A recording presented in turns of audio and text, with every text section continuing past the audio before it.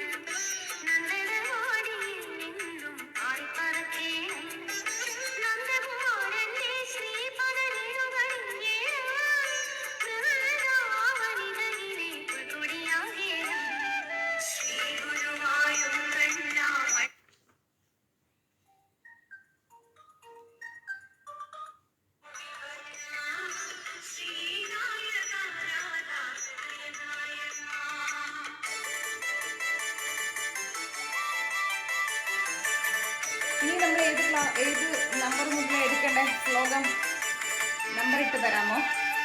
ഞാൻ കുറേ തപ്പിക്കൊണ്ടിരിക്കുന്നു.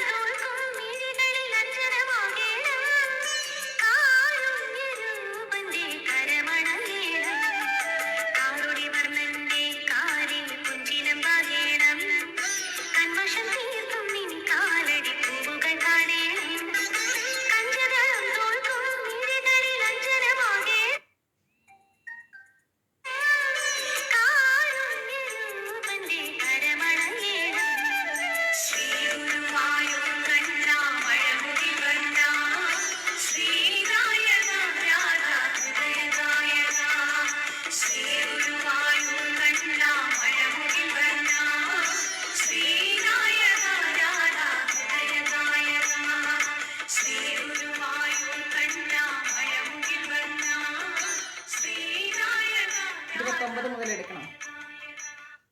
ഒരു മിനിറ്റ്.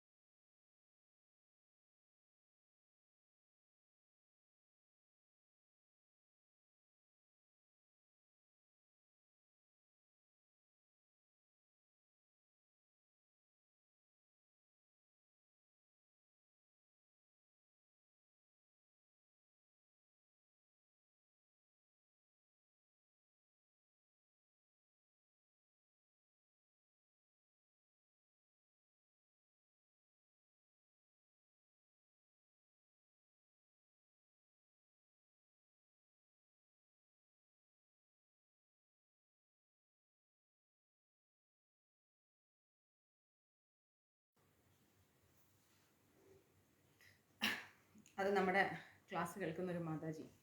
ഞാൻ 2-3 പ്രാവശ്യം കട്ട് ചെയ്തപ്പോഴും വീണ്ടും വിളിച്ചു. അപ്പോൾ എനിക്ക് തോന്നി എന്തോ അത്യാവശ്യമുണ്ടെന്ന് വിളിച്ചു. അപ്പോൾ എന്തോ മോളുടെ ജോലിയുടെ ഒരു കാര്യം പറയായിരുന്നു. അപ്പോൾ ഞാൻ പറഞ്ഞു ഇപ്പോൾ വിളിക്കണ്ട, നാളെ വിളിച്ചു അമ്മ എന്ന് പറഞ്ഞു.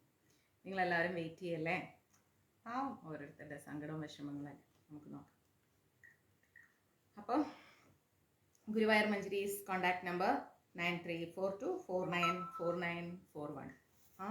29 മുതൽ നമ്മൾ എടുക്കണം അല്ലേ. എൻ്റെ കണ്ണില് മണ്ണ്. ഒരു മീറ്റിംഗ് ഉണ്ടായിരുന്നു, അതിന് പോയിട്ട് വരുമ്പോഴത്തേക്ക് ലേറ്റായി. അപ്പോൾ വന്ന വഴിയെ കയറിയിരുന്ന് ക്ലാസ് എടുത്തു. നീ ക്ലാസ് കഴിഞ്ഞിട്ട് ഭഗവാനെ പൂജയൊക്കെ ചെയ്ത് ഹാരമൊക്കെ ഇടാമെന്ന് കരുതി. അതിന് വേണ്ടി നിന്നാൽ പിന്നെ ക്ലാസ് ടൈം പോകും. അപ്പോൾ ഒരു ക്ലാസ് നിങ്ങൾക്ക് മിസ്സാവില്ലേ. ശരി, ക്ലാസ് കഴിഞ്ഞാൽ പിന്നെ എനിക്ക് എത്ര നേരം വേണമെങ്കിലും പ്രാർത്ഥിക്കുകയും ഹാരം ഇടുകയൊക്കെ ചെയ്യാമല്ലോ. അപ്പം അതുകൊണ്ടാണ് വേഗം ക്ലാസ്സിലിരുന്നത്. വണ്ടി ഓടിച്ചു വന്നപ്പം കണ്ണിൽ പൊടി, ഒരു ഇറിറ്റേഷൻ. എനിവേ, ഇനി 29 മുതൽ എടുക്കണം അല്ലേ. വർദ്ധനോ വർദ്ധമാനശ വിവിക്ത ശ്രുതി സാഗരഹ. ഇതുവരെയല്ലേ നമ്മൾ എടുത്തത്. അപ്പോൾ നമുക്ക് ഒരു minute. Guruvayur Manjaris contact number 9342494941. 93 42 49 49 41.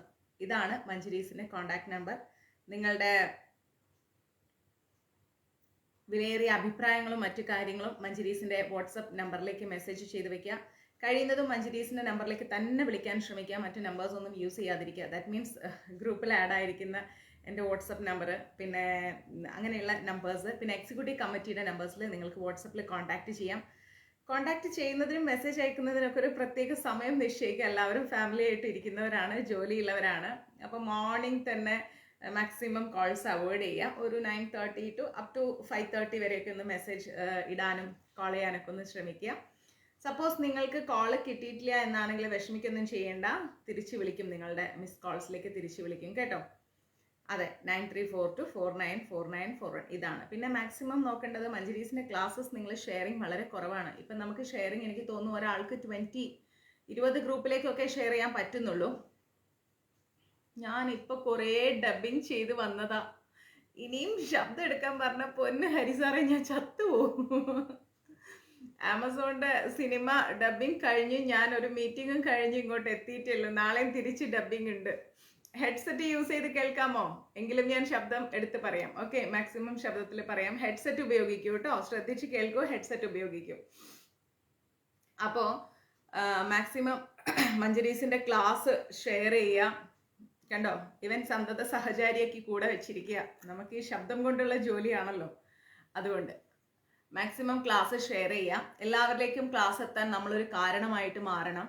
കാരണം എല്ലാവർക്കും ഭഗവാന്റെ കാരുണ്യം കിട്ടണം അല്ലേ. നമ്മൾ സ്വയം പ്രാർത്ഥിച്ച് നമ്മൾ മാത്രം ഒരു ഭഗവാന്റെ അനുഗ്രഹം വാങ്ങിയെടുക്കുമ്പോൾ മറ്റൊരാൾക്ക് വേണ്ടി പ്രാർത്ഥിക്കുകയും അവർക്ക് നമ്മളിലൂടെ ഒരു സമാധാനം ലഭിക്കുകയും ചെയ്യുകയാണെങ്കിൽ അതിനേക്കാൾ വലിയൊരു മഹത്തരമായ അനുഗ്രഹം ഇല്ല എന്ന്. No problem Hari sir, sorry ഒന്നും പറയാതെ.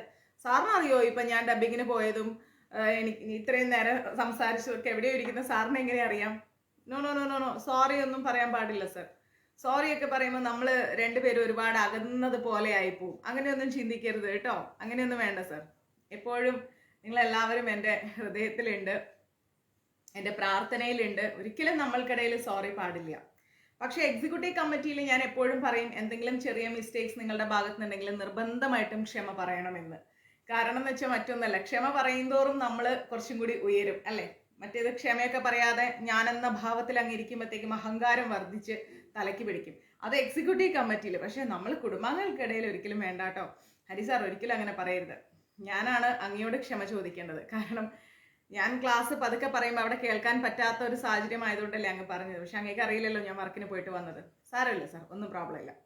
ഞാൻ മാക്സിമം വോളിയത്തിൽ തന്നെ പറയാം. ഓക്കെ, അപ്പോൾ മാക്സിമം എല്ലാവരും ക്ലാസ്സുകൾ ഷെയർ ചെയ്യാം. എല്ലാവരിലേക്കും ക്ലാസ്സുകൾ എത്താൻ നമ്മളൊരു കാരണമായി മാറണം. പിന്നെ ഇപ്പോൾ എന്തൊക്കെയോ കുറേ പ്രശ്നങ്ങൾ ലോകത്ത് നടക്കുന്നു. അതൊന്നും പറയേണ്ട ഒരു വേദിയായിട്ട് ഞാനിത് എടുക്കുന്നില്ല. എങ്കിലും ഒരു ചെറിയ അവയർനെസ് എന്ന പോലെ പറയുന്നു. ഗ്യാസൊക്കെ പരമാവധി കുറച്ച് ഉപയോഗിക്കണം. കിട്ടാത്തൊരു വഴിയിലേക്കാണ് പോകുന്നത്. ഈ പ്രശ്നങ്ങളൊക്കെ ഒന്ന് പെട്ടെന്ന് ഒതുങ്ങട്ടെ. ചോറ് വെക്കുന്ന അരിയൊക്കെ ഉണ്ടെങ്കിൽ ഒരു മണിക്കൂറോ അരമണിക്കൂറൊക്കെ ഒന്ന് വെള്ളത്തിൽ കുതിർത്തിട്ട് കഴിഞ്ഞാൽ, കുക്കറിൽ ഒരു വിസലടിച്ച് പിന്നെ ഒന്ന് മൂടി വെച്ച് കഴിഞ്ഞാൽ, ഇതൊന്നും ഞാൻ പറയേണ്ട കാര്യമില്ല, നിങ്ങൾക്കറിയാം, എങ്കിലും പറയാണ്. അങ്ങനെയൊക്കെ പെട്ടെന്ന് റൈസ് ആവും. പരിപ്പ്, കറി വെക്കുന്ന പരിപ്പൊക്കെ വെള്ളത്തിൽ കുതിർത്തിട്ട് ഉപയോഗിക്കാൻ ശ്രമിക്കുക. ഗ്യാസ്, ഇന്ധനമൊക്കെ, പെട്രോള്, ഡീസൽ, അങ്ങനെയുള്ള എല്ലാം ഒന്ന് കുറച്ച് ഉപയോഗിക്കാൻ ശ്രമിക്കുക. നമ്മൾ ചെലവുകളൊക്കെ മാക്സിമം കുറച്ച് സ്വയം രക്ഷ നമ്മളെപ്പോഴും ഒന്ന് ഇതാക്കുക. ഈ ഓൺലൈൻ ഫുഡൊക്കെ വാങ്ങി കഴിക്കുന്നവരുണ്ടെങ്കിൽ അതൊക്കെ ഒന്ന് സ്റ്റോപ്പ് ചെയ്യുക. എനിക്ക് ഇഷ്ടമല്ലാത്തൊരു പരിപാടിയാണ്, ഞാൻ ചെയ്യില്ല. നിങ്ങൾ അത് ഒക്കെ ഒന്ന് കുറയ്ക്കുക. അങ്ങനെ നമ്മളെ മഞ്ജരീസ് കുടുംബം എന്നും, എൻ്റെ കുടുംബം എന്താണോ അതാണ് എനിക്ക് മഞ്ജരീസ്. സോ എപ്പോഴും സേഫ് ആയിരിക്കണം. അനാവശ്യ ചെലവുകളൊന്നും വേണ്ട കേട്ടോ. എല്ലാവരും സന്തോഷത്തോടെ ഇരിക്കുക. ഒരുപാട് പേര് തെരുവിൽ പട്ടിണി കിടക്കുന്നു. നമ്മൾക്ക് ഒരു നേരത്തെ ഭക്ഷണം അവോയ്ഡ് ചെയ്ത് 2 നേരത്തെ ഭക്ഷണം അവോയ്ഡ് ചെയ്ത് കഴിഞ്ഞാൽ തന്നെ നമുക്ക് തലകറക്കവും വയ്യായികയും തളർച്ചയും വരും. തെരുവിൽ ഭക്ഷണം കിട്ടാതെ അനേകായിരങ്ങൾ കിടക്കുന്നു. നിങ്ങൾ കാണുന്നതാണ് ദിനം പ്രതി മഞ്ജരീസിലൂടെ ലൈവിലൂടെ അന്നദാനം കൊടുക്കുന്നത്. അപ്പം നമ്മൾ ഭക്ഷണങ്ങൾ കളയാതിരിക്കുക. ഓക്കെ, അപ്പം എല്ലാവർക്കും എൻ്റെ ഹൃദയം നിറഞ്ഞ ശ്രീരാമനവമി ആശംസകൾ. ഭഗവാന്റെ അനുഗ്രഹം ഉണ്ടാവട്ടെ, ആഞ്ജനേയ സ്വാമിയുടെ അനുഗ്രഹം ഉണ്ടാവട്ടെ, ശാന്തിയും സമാധാനവും ജീവിതത്തിൽ ഉണ്ടാവട്ടെ. ഓക്കെ, അപ്പൊ നമ്മുടെ 29 അല്ലെ. പിന്നെ മഞ്ജരീസിന്റെ വാട്സപ്പ് ഗ്രൂപ്പിലേക്ക് ഒരുപാട് പേര് ജോയിൻ ചെയ്യുന്നുണ്ട്. ഒരുപാട് സന്തോഷം. ഇനിയും ആർക്കെങ്കിലും ഒക്കെ മഞ്ജരീസിന്റെ വാട്സപ്പ് ഗ്രൂപ്പിലേക്ക് അംഗമാവണമെങ്കിൽ ഒരു ഫോർമാലിറ്റി ഇല്ല. ഞാൻ പറഞ്ഞ ഈ നമ്പർ 93 42 49 49 41 2 പ്രാവശ്യം 49 ഉണ്ട് കേട്ടോ. അപ്പൊ ആ നമ്പറിലേക്ക് എനിക്കൊരു വാട്സപ്പ് മെസ്സേജ് മാത്രം തന്നാൽ മതി. നമ്മുടെ എക്സിക്യൂട്ടീവ് കമ്മിറ്റി അംഗങ്ങൾ നിങ്ങളെ അതിൽ ജോയിൻ ചെയ്യിപ്പിക്കും. ഗ്രൂപ്പിൽ നിങ്ങൾക്ക് ജോയിൻ ചെയ്ത് കഴിഞ്ഞാൽ രാവിലെ മുതൽ വൈകുന്നേരം വരെയുള്ള ആക്ടിവിറ്റീസ് ഞാൻ പറയാം. ഒന്നും വിചാരിക്കല്ലേ, നിങ്ങൾക്ക് ഇതൊക്കെ അറിയാമെങ്കിലും അറിയാത്ത പുതിയ ആളുകൾക്ക് വേണ്ടി പറയുന്നതാണ്. നമസ്തേ മാ. ഗ്രൂപ്പിൽ ജോയിൻ ചെയ്ത് കഴിഞ്ഞാൽ കൃത്യം 3 മണിക്ക് നിങ്ങൾക്ക് നിർമാല്യ മഞ്ജരി വരും. അതായത് ഭഗവാന് നിങ്ങളോട് എന്തോ പറയാനുണ്ട് അന്നത്തെ ദിവസം അല്ലെ. സാക്ഷാൽ ഗുരുവായൂരപ്പന്, ചിലപ്പോൾ മഹാദേവൻ വന്ന് പറയും, ചിലപ്പോൾ ദേവി വന്ന് പറയും. അപ്പൊ എന്തോ പറയാനുണ്ട്. ഒരു ദിവസം തുടങ്ങുമ്പോൾ നിങ്ങൾ കണ്ണ് തുറക്കുമ്പോൾ, രാവിലെ ഏത് സമയത്ത് നിങ്ങൾ കണ്ണ് തുറക്കുകയാണെങ്കിലും 3 മണിക്ക്, സുഖം സുഷാ മാതാജി, 3 മണിക്ക് നിർമാല്യ മഞ്ജരി നിങ്ങൾക്ക് ഗ്രൂപ്പിൽ ഉണ്ടാവും. അത് നമ്മൾ ഇട്ടിരിക്കും. അപ്പൊ ആ ദിവസം ഭഗവാൻ നിങ്ങളോട് എന്തോ ഒരു നല്ല മെസ്സേജ് നിങ്ങൾക്ക് തരും, നല്ലൊരു മെസ്സേജ്. അത് മുതൽ നമ്മളുടെ ജീവിതം ദിവസം തുടങ്ങുകയാണ്. അത് കഴിയുമ്പോൾ കൃത്യം 6 മണിക്ക് ഗാനമഞ്ജരി വരും. പിന്നെ പ്രഭാത മഞ്ജരി വരും. ഇപ്പൊ 2-3 ദിവസമായിട്ട് എനിക്ക് എഴുതാൻ സമയം കിട്ടാത്തത് കൊണ്ടാണ്. വളരെ അടുത്ത് തന്നെ, നാളെ തന്നെ നിങ്ങൾക്ക് പ്രഭാത മഞ്ജരി വീണ്ടും നാളെ മുതൽ സ്റ്റാർട്ട് ആവും. അതൊക്കെ എഴുതിയാണ് ഇടുന്നത് കേട്ടോ. ഗാനമഞ്ജരി എന്ന് പറയുമ്പോൾ നല്ല ഭക്തിഗാനം ഒറ്റ ഒന്നേ ഉണ്ടാവും. ആ ദിവസം ഭക്തിഗാനത്തോടു കൂടി തുടങ്ങി രാവിലെ നല്ലൊരു മോട്ടിവേഷൻ, നമുക്ക് പ്രചോദനമാവുന്ന രീതിയിലുള്ള ഒരു പ്രഭാത മഞ്ജരി എഴുതിയിട്ടരും. ഗ്രൂപ്പ് അഡ്മിൻ ഓൺലി ആണ്, വേറെ ആർക്കും അതിൽ മെസ്സേജ് ഇടാൻ കഴിയില്ല. അഡ്മിൻസിന് മാത്രം, എക്സിക്യൂട്ടീവ് കമ്മിറ്റി അംഗങ്ങൾക്ക് മാത്രമേ മെസ്സേജ് ഇടാൻ പറ്റൂ. അത് കഴിഞ്ഞാൽ ഒരു ദിവസം ജ്ഞാനമഞ്ജരി. എന്തൊക്കെയാണ് നമ്മൾ ക്ഷേത്രങ്ങളിൽ പോയാൽ ചെയ്യേണ്ടത്, നമ്മൾ എന്തൊക്കെ കാര്യങ്ങളാണ് ഹിന്ദുയിസത്തെ കുറിച്ച് മനസ്സിലാക്കേണ്ടത്, എന്താണ് സനാതനധർമ്മം, പല പല കാര്യങ്ങളുണ്ട്. ഭഗവാന്റെ കാര്യം, ഇപ്പൊ വെറ്റിലയെ കുറിച്ച്, ദീപം തെളിയിക്കേണ്ടതിനെ കുറിച്ച്, നാരങ്ങ വിളക്ക്, അങ്ങനെ ഒരുപാട് അറിവുകൾ. ഓക്കെ, അപ്പം അതെ, വിശ്വരൂപ ദർശനം, അങ്ങനെയുള്ള അറിവുകൾ, അതാണ് ജ്ഞാനമഞ്ജരി എന്ന് പറയുന്നത്. അത് നമ്മളുടെ ഗ്രൂപ്പിൽ ഒരു ദിവസം ഇടും. ഒരു ദിവസം ഗുരുമഞ്ജരി. ഭാരതത്തിൽ ഒരുപാട് ഗുരുക്കന്മാരുണ്ടല്ലേ. അപ്പൊ ഏതെങ്കിലും ഒരു ഗുരുവിനെ കുറിച്ചുള്ള ഒരു റൈറ്റപ്സ് ഒന്ന് എഴുതിയിടും. ഇനി അത് കഴിയുമ്പോൾ ക്ഷേത്രമഞ്ജരി. ഒത്തിരി ക്ഷേത്രങ്ങൾ നമ്മൾക്കുണ്ട്, പക്ഷെ നമ്മൾ അറിയപ്പെടാത്ത ഒരുപാട് ക്ഷേത്രങ്ങൾ, ആ ക്ഷേത്രങ്ങളെ കുറിച്ചുള്ള ലഘു വിവരണം അത് എഴുതിയിടും. ഇതൊക്കെ ഒരു ദിവസം കൊണ്ട് എല്ലാം ചെയ്യില്ല കേട്ടോ, ഓരോ ദിവസം ഓരോന്നായിട്ടാണ്. ഇന്ന് ജ്ഞാനമഞ്ജരി, നാളെ ക്ഷേത്രമഞ്ജരി, പിന്നെ ഗുരുമഞ്ജരി, അങ്ങനെ അങ്ങനെ നമസ്തേ സ്തുതി, അങ്ങനെ ഓരോരോ കാര്യങ്ങൾ. പിന്നെ നമുക്ക് ഏകാദശി വരുമ്പം അതിന്റെ പോസ്റ്റർ വരും, ഏത് ഏകാദശിയാണ്, എപ്പോഴാണ് അതിന്റെ പാരണ. പിന്നെ നമുക്ക് ദേവമഞ്ജരി ഉണ്ട്, ഓരോ ദേവതമാരെ പറ്റിയും, മഹാദേവൻ, ഇപ്പൊ കാളി, ഗണപതി, അങ്ങനെ ഒരുപാട് ദേവന്മാരും ദേവിമാരും നമുക്കുണ്ട്, ഓരോരുത്തരെ കുറിച്ചുള്ള ഒരു ലഘു വിവരണം. ഇങ്ങനെ നമുക്ക് വളരെ നല്ല നല്ല കുറേ കാര്യങ്ങൾ. പിന്നെ രാത്രി ആയി കഴിഞ്ഞാല് ഗണപതി പുരാണം കഴിഞ്ഞു, നമുക്ക് പുരാണ കഥാമഞ്ജരി എന്ന് വേണമെങ്കിൽ പറയാം. ഓക്കെ, പുരാണ കഥാമഞ്ജരി ഒരു ഓഡിയോ, അതുവഴി നിങ്ങൾക്ക് ഒരു കഥ രാത്രിയാകുമ്പോൾ ഒരു കഥ കേൾക്കാം. വീണ്ടും 6 മണിക്ക് ഒരു ഗാനമഞ്ജരി വൈകുന്നേരം ഉണ്ടാവും. ഇങ്ങനെ പിന്നെ പ്രദോഷം, സങ്കടഹര ചതുർത്ഥി, അതിനിടയ്ക്ക് എന്തെങ്കിലും പ്രത്യേകതയുള്ള ദിവസമാണെങ്കിൽ ആ ദിവസത്തെ കുറിച്ചുള്ള പ്രത്യേകതകള്, എന്തൊക്കെയാണ് അതിന് ചെയ്യേണ്ടത്, പിന്നെ നമ്മുടെ ഗുരുവായൂരപ്പന്റെ ഉച്ചപൂജ അലങ്കാരം, ചില സമയത്ത് അലങ്കാരത്തിന്റെ കൂടെ ഒരു കഥ, അങ്ങനെ നല്ല രസകരമായ ഒരു കുടുംബ കൂട്ടായ്മയാണ് മഞ്ജരീസ്. അതിലേക്ക് നിങ്ങൾക്ക് ജോയിൻ ചെയ്യാം. ആണുങ്ങൾക്ക് വേറെ ഗ്രൂപ്പ്, സ്ത്രീകൾക്ക് വേറെ ഗ്രൂപ്പ് ഉണ്ട്. ഫേസ്ബുക്ക് വഴി കാണുന്നവരാണെങ്കിൽ ഫേസ്ബുക്കിന്റെ വാട്സപ്പ് ഗ്രൂപ്പ് ഉണ്ട്. യൂട്യൂബ് വഴി കാണുന്നവരാണെങ്കിൽ യൂട്യൂബിന്റെ വാട്സപ്പ് ഗ്രൂപ്പ് ഉണ്ട്. ലൈവ് ക്ലാസ് തുടങ്ങുമ്പോൾ അതിന്റെ ലിങ്ക് എക്സിക്യൂട്ടീവ് കമ്മിറ്റി ഇടും. പിന്നെ യൂട്യൂബിൽ നമ്മുടെ ക്ലാസ് കഴിഞ്ഞ് യൂട്യൂബിലേക്ക് ക്ലാസ് എത്തിക്കഴിഞ്ഞാൽ അതിന്റെ ലിങ്ക് ഇടും. അങ്ങനെ ഒരുപാട് നല്ല വിശേഷങ്ങളുള്ള ഒരു ഗ്രൂപ്പാണ്, ഗ്രൂപ്പല്ല കുടുംബമാണ്. അപ്പൊ അതിലേക്ക് നിങ്ങൾക്ക് ജോയിൻ ചെയ്യാം. ഇപ്പൊ ഏകദേശം ഓരോ ഗ്രൂപ്പും നമ്മൾ ക്ലോസ് ചെയ്യാൻ സമയമായി, കാരണം അത്യാവശ്യം ആളുകളായി കഴിഞ്ഞു. നമുക്ക് മിനിമം ഇത്ര പേര് മതി എന്നുള്ളൊരു ഇതിലേക്ക് ഇപ്പം എക്സിക്യൂട്ടീവ് കമ്മിറ്റി വരുന്നുണ്ട്. അപ്പൊ അത് കഴിഞ്ഞാൽ പിന്നെ നമ്മൾ ആരെയും ഗ്രൂപ്പിൽ ആഡ് ചെയ്യുന്നതായിരിക്കില്ല. അപ്പൊ ആർക്കെങ്കിലും ഒക്കെ ആഡ് ആവണം എന്നുണ്ടെങ്കിൽ ഒന്ന് മെസ്സേജ് ഇട്ട് വെച്ചാൽ മതി. ഗുഡ് മോർണിംഗ്, ഗുഡ് നൈറ്റ് ഒന്നും ആരും അയക്കില്ല, ഒരു വീഡിയോസ് കാര്യങ്ങളൊന്നും ഇടില്ല.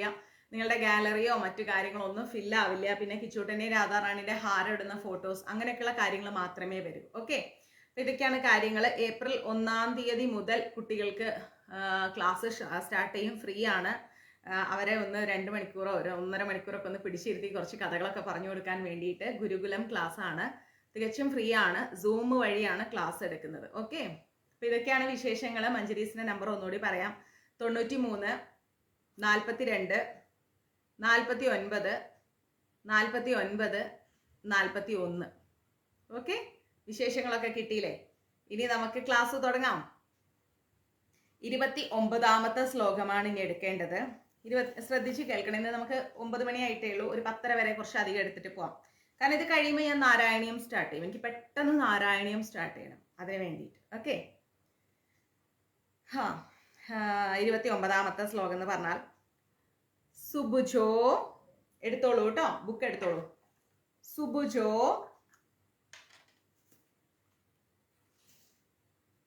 ദുർധരോ,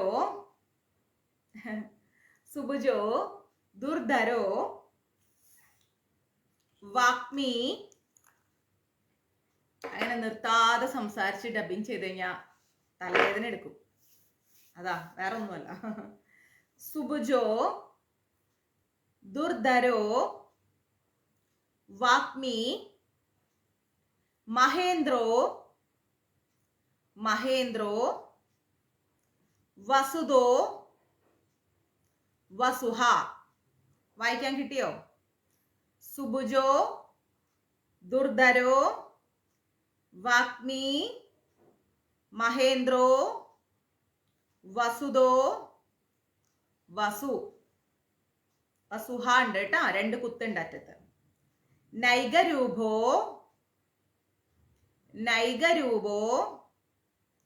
ബൃഹ. വാക്കുകളെ പിരിച്ച് വായിക്കണം കേട്ടോ, അപ്പൊ എളുപ്പം വായിക്കാൻ കിട്ടും. നൈഗരൂപോ ബൃഹ ദ്രൂഭ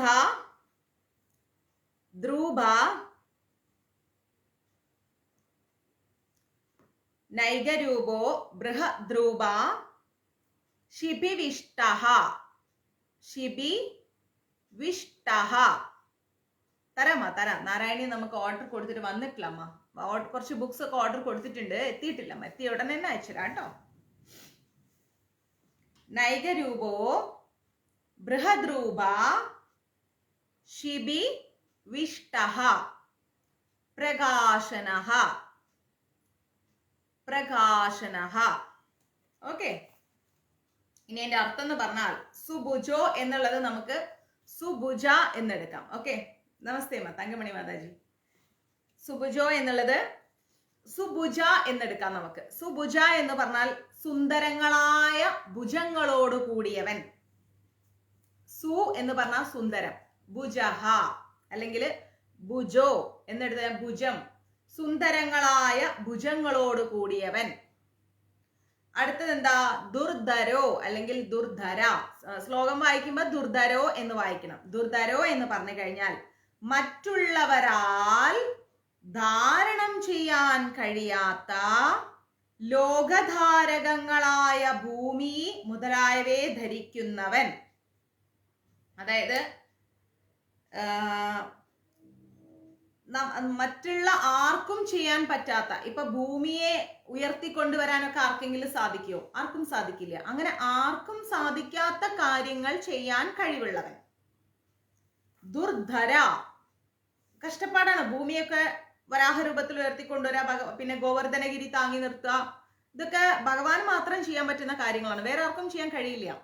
അപ്പൊ അങ്ങനെയുള്ള മറ്റുള്ളവരെ കൊണ്ട് ചെയ്യാൻ സാധിക്കാത്ത കാര്യങ്ങൾ ചെയ്യുന്നവനെയാണ് ദുർധര എന്ന് പറയുന്നത്. ഓക്കെ, വാഗ്മി. വാഗ്മി എന്ന് പറഞ്ഞാൽ വേദമതിയായ വാക്കിന് ഉദ്ഭവസ്ഥാനമായവൻ. വാക്ക് എന്ന് പറഞ്ഞാൽ എന്താണ്? സത്യമാണ്. ആ വാക്ക് വരുന്നത് എവിടുന്നാണ്? ഭഗവാനിൽ നിന്നാണ്. മനസ്സിലായോ? വാക്ക് എന്നാൽ സത്യമാണ്, അറിവാണ്, ജ്ഞാനമാണ്. വാക്കില്ലെങ്കിൽ ഒന്നുമില്ല അല്ലെ? മൂകനായി കഴിഞ്ഞാൽ പിന്നെ ഒന്നിനും പറ്റില്ല. അപ്പൊ ആ വാക്കിന് എന്താണ് ഉദ്ഭവസ്ഥാനം? എവിടുന്നാണ്? ഭഗവാനാണ്. അതുകൊണ്ടാണ് ഭഗവാന് വാഗ്മി എന്ന് വിളിക്കുന്നത്. ഇനി മഹേന്ദ്ര, ഈശ്വരന്മാർക്കും ഈശ്വരനായവൻ, അതായത് മഹാനായ ഇന്ദ്രൻ എന്ന് വേണമെങ്കിൽ പറയാം. മഹേന്ദ്ര എന്ന് പറഞ്ഞാൽ മഹാനായ ഇന്ദ്രൻ. ഈശ്വരന്മാർക്കും ഈശ്വരനാണ് ഭഗവാൻ. മനസ്സിലായില്ലേ? വിഷ്ണു സഹസ്രനാമത്തിൽ എത്രമാത്രം അർത്ഥങ്ങൾ ഉണ്ടെന്ന് നോക്കിക്കേ. ഇതൊക്കെ നമ്മൾ മനസ്സിലാക്കേണ്ട കാര്യങ്ങളല്ലേ. വെറുതെ നമ്മൾ വായിച്ചു പോകുന്നത് കൊണ്ട് കാര്യമില്ല. വായിച്ചു പോയാലും സന്തോഷം, ഭഗവാൻ അക്സെപ്റ്റ് ചെയ്യുന്നില്ല എന്നല്ല, പക്ഷെ അർത്ഥം അറിഞ്ഞ് വായിച്ചാൽ അതിലേറെ സന്തോഷം. ഇനി അർത്ഥം അറിഞ്ഞിട്ട് നമ്മൾക്കത് ഓർമ്മയിൽ നിൽക്കാത്ത അവസ്ഥയാണെങ്കിലും കുഴപ്പമൊന്നുമില്ല. ഈ 1000 നാമങ്ങളുടെ അർത്ഥം പഠിച്ചില്ലെങ്കിലും ഒരു നാമത്തിന്റെ അർത്ഥമെങ്കിലും അറിഞ്ഞിരുന്നാൽ സന്തോഷം.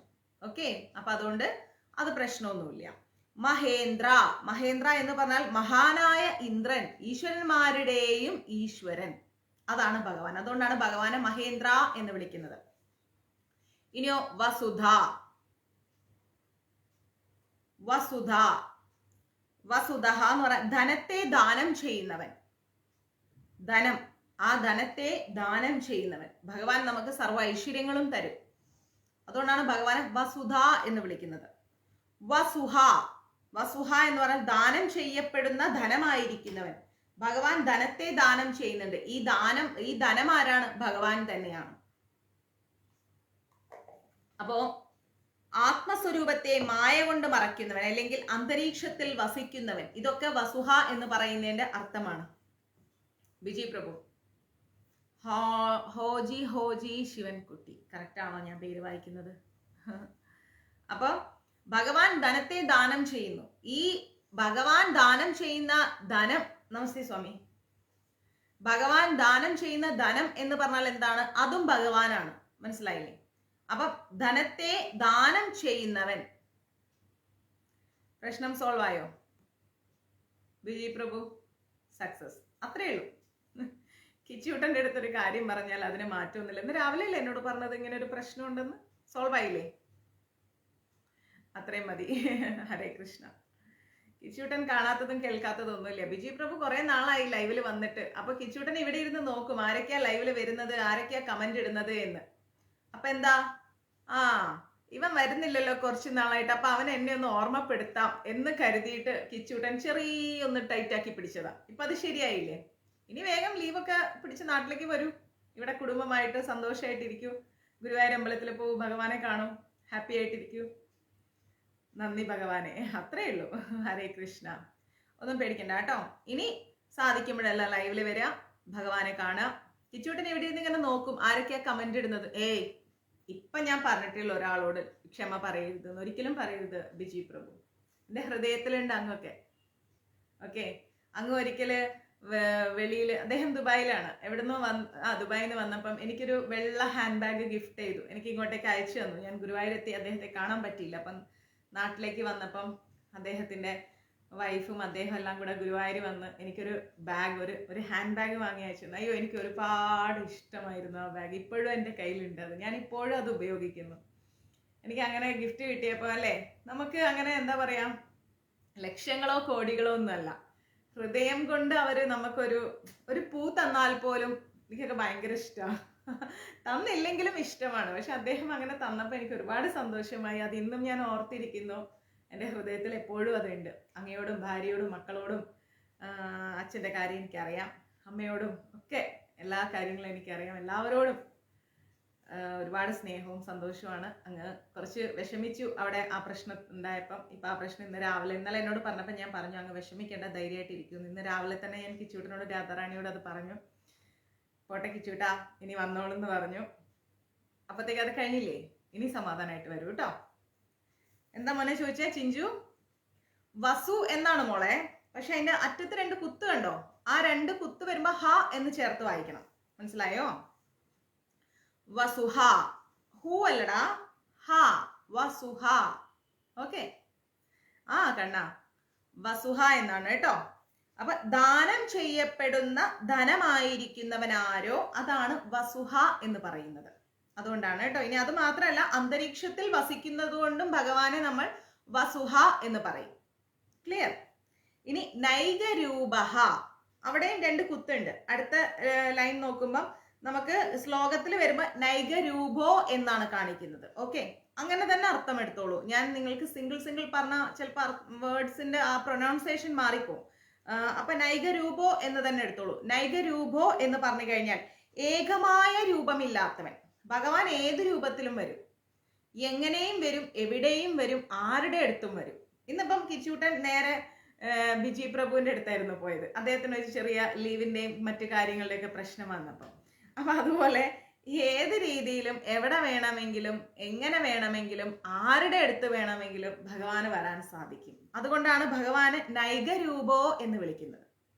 ഓക്കെ, നൈകരൂപോ എന്ന് വിളിക്കുന്നത്. പിന്നെയോ ബൃഹദ്രൂപഹ, ബൃഹദ്രൂപഹ, മഹത്തായ രൂപങ്ങൾ എടുത്തവൻ. അപ്പൊ അതായത് എന്താ പറയാ, വരാഹമൂർത്തി, പിന്നെ നമ്മുടെ വാമനൻ, അങ്ങനെയൊക്കെയുള്ള കുറെ രൂപങ്ങൾ ഭഗവാൻ എടുത്തു. നരസിംഹ രൂപം, ഇതൊക്കെ ഭയങ്കരമായ രൂപങ്ങളാണ് അല്ലെ. അപ്പൊ അതേപോലെ മഹത്തായ രൂപങ്ങൾ എടുത്തത് കൊണ്ടാണ് ബൃഹദ്രൂപഹ എന്ന് പറയുന്നത്. ബൃഹം വലുത്, ബൃഹത്തായ ഭയങ്കരമായ രൂപങ്ങൾ എടുത്തത് കൊണ്ടാണ് ഭഗവാനെ നമ്മൾ ബൃഹദ്രൂപ എന്ന് വിളിക്കുന്നത്. ഇനിയോ ശിബിവിഷ്ടഹ, ശിബിവിഷ്ടഹ, ബൃഹദ്രൂപ ശിബിവിഷ്ടഹ എന്നാണ്. ആ ശിബിവിഷ്ടഹ എന്ന് പറഞ്ഞാൽ എന്താണ്?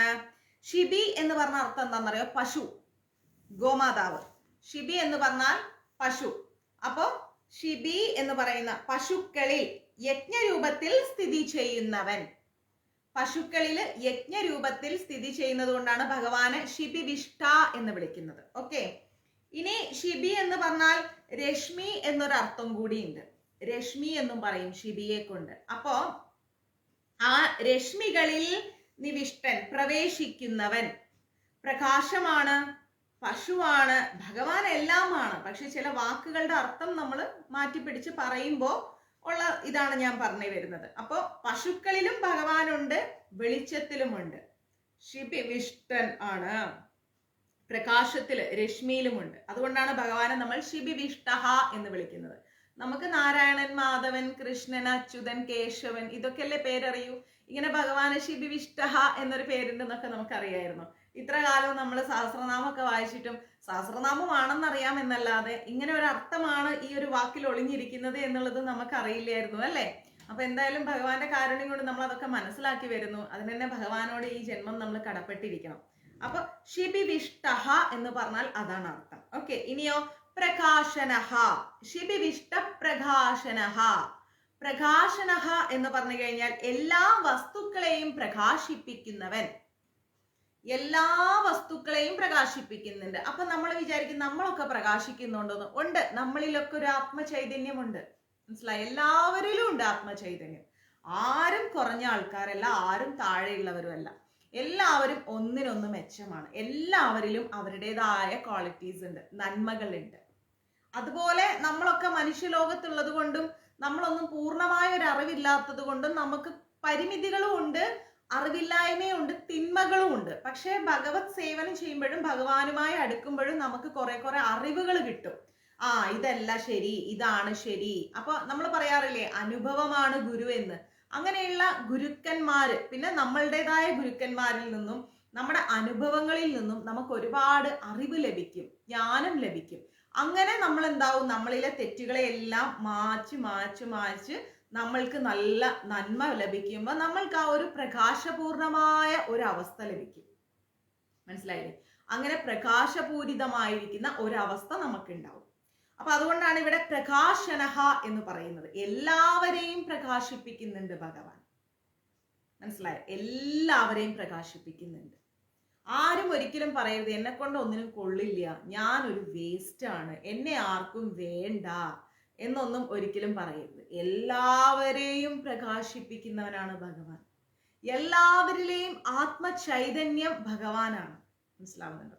ആ ചൈതന്യത്തെ നമ്മൾ എന്ത് ചെയ്യണം? പ്രകാശിപ്പിക്കണം. ഇപ്പൊ ഒരു നല്ല ലൈറ്റ്, ആ ലൈറ്റ് ഇങ്ങനെ നല്ല ആദ്യം വാങ്ങിയിടുമ്പോൾ നല്ല വെളിച്ചം ഉണ്ടാവും.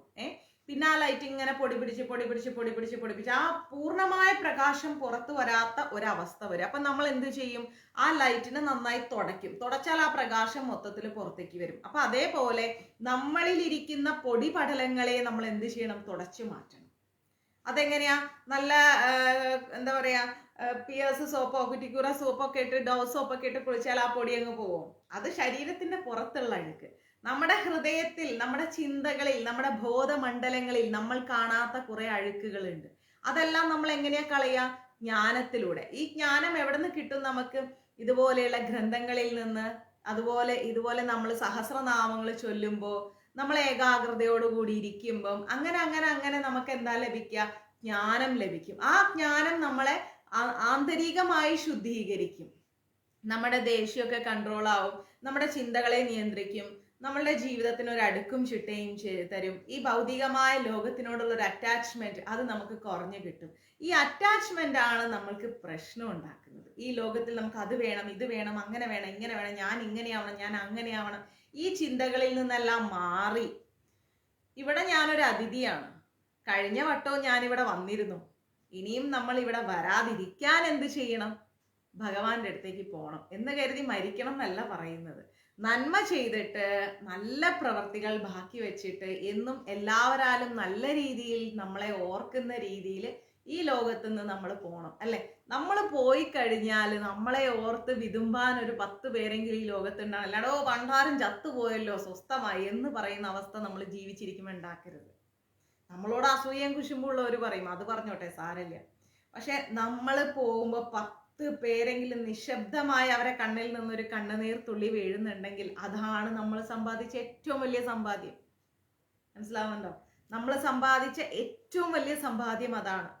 അങ്ങനെയാണ് നമ്മൾ ജീവിക്കേണ്ടത്. അല്ലാതെ നമ്മൾ കുറെ പേരും പ്രശസ്തിയും പണവും നേടാനല്ല ജീവിക്കേണ്ടത്. നമുക്ക് ആരോട് വേണമെങ്കിലും പോരിടാൻ പറ്റും. ഈ പോരിട്ടിട്ട് ഇപ്പൊ എന്താ കാര്യം? അതുകൊണ്ട് എന്താ നേട്ടം? നമ്മൾ കുറെ ദിവസം നിശബ്ദമായി വീട്ടിൽ ഹാൻഡിൽ ചെയ്ത് നോക്ക്, സ്വസ്ഥത ഉണ്ടാവുന്നേ, തീർച്ചയായിട്ടും ഉണ്ടാവും. വാക്കുകൾ എപ്പോഴും പരിമിതമാക്കുക, വാക്കുകളെ നിയന്ത്രിക്കുക, മനസ്സും ശരീരവും സ്വസ്ഥമാക്കുക. എന്ത് ചെയ്യുന്നതിനേക്കാളും മുന്നേ ഒരു 5 മിനിറ്റ് ആലോചിക്കുക. മാക്സിമം സൈലൻസിലൂടെ ഉള്ള ഒരു ജീവിതത്തിന് മനോഹാരിതയുണ്ട്. മനസ്സിലായില്ലേ? അങ്ങനെ നമ്മൾ എന്ത് ചെയ്യുക? ഉയർന്നു വരിക. അപ്പം നമ്മൾ എന്തായി? സ്വയം പ്രകാശിതരാകും. ആ പ്രകാശം, ആത്മചൈതന്യം നമ്മളിൽ വന്ന് നിറയും. അതാണ് നമുക്ക് ഭഗവാൻ നൽകുന്ന ഏറ്റവും വലിയ അനുഗ്രഹം എന്ന് പറയുന്നത്. ക്ലിയർ? അപ്പൊ നമുക്ക് ആ ഒരു ലൈൻ വായിച്ചു നോക്കാം. സുഭുജോ ദുർധരോ വാഗ്മി മഹേന്ദ്രോ വസുദോ വസുഹ നൈഗരൂപോ ബൃഹദ്രൂപ ശിബിവിഷ്ടഃ പ്രകാശനഃ.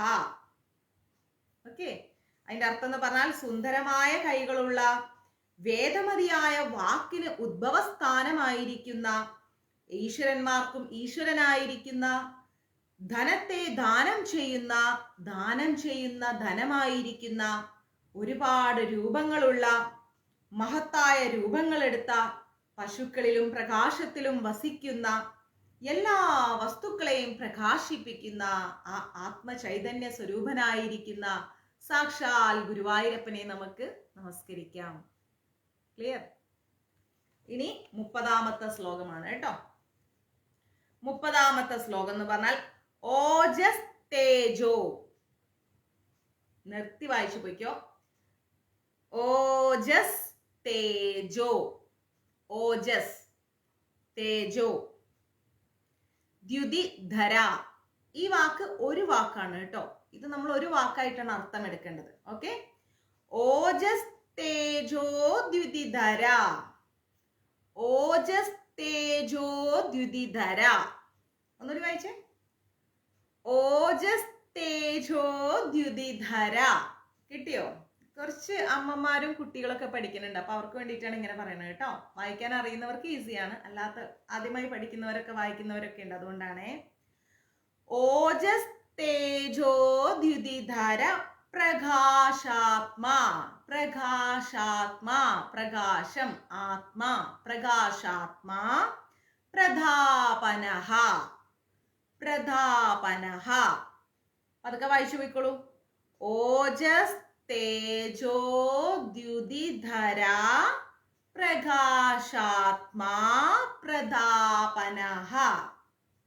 കിട്ടിയില്ലേ? ഇനി ഋതഃ.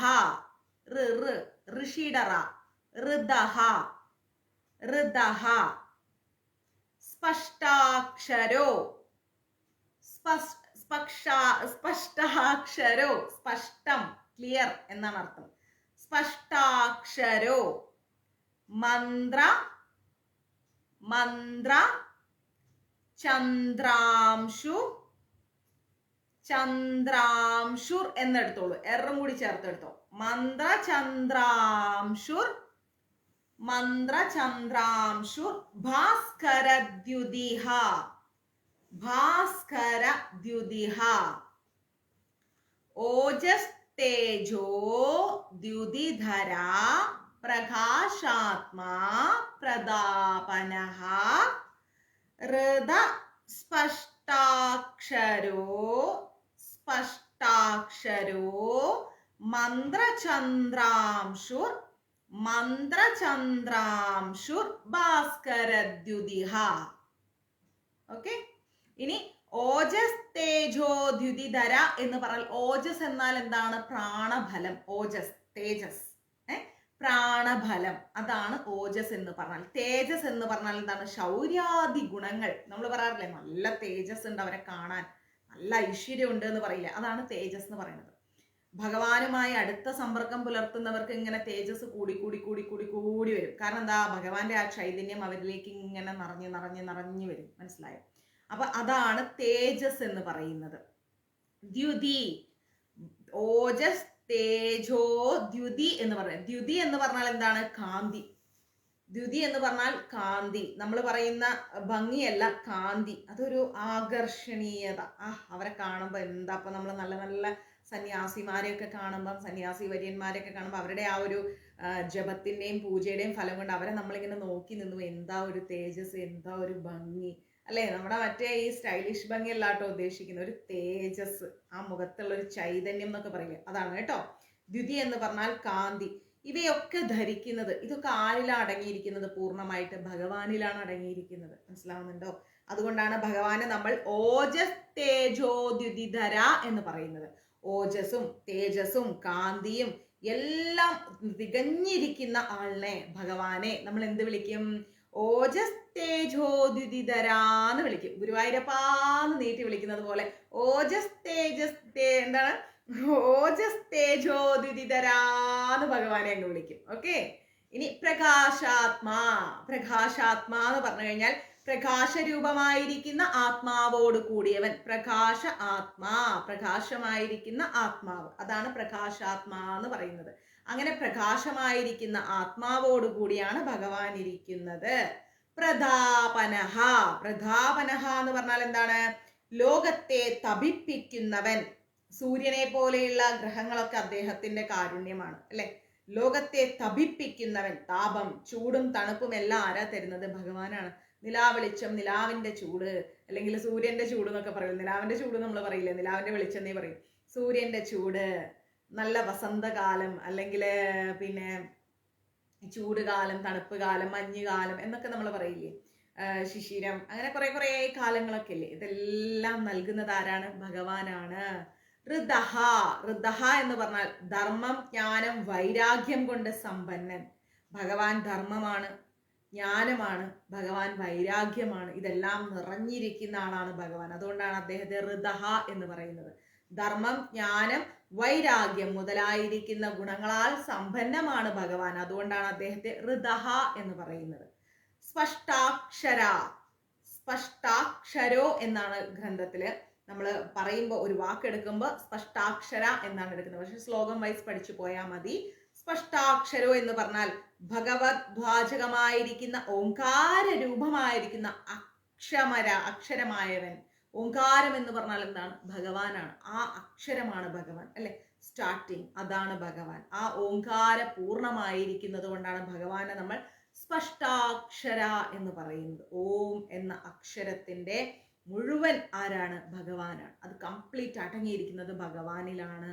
മന്ത്രഹ, മന്ത്രഹ, വേദമന്ത്ര സ്വരൂപനായതുകൊണ്ടാണ് ഭഗവാനെ മന്ത്രഹ എന്ന് വിളിക്കുന്നത്.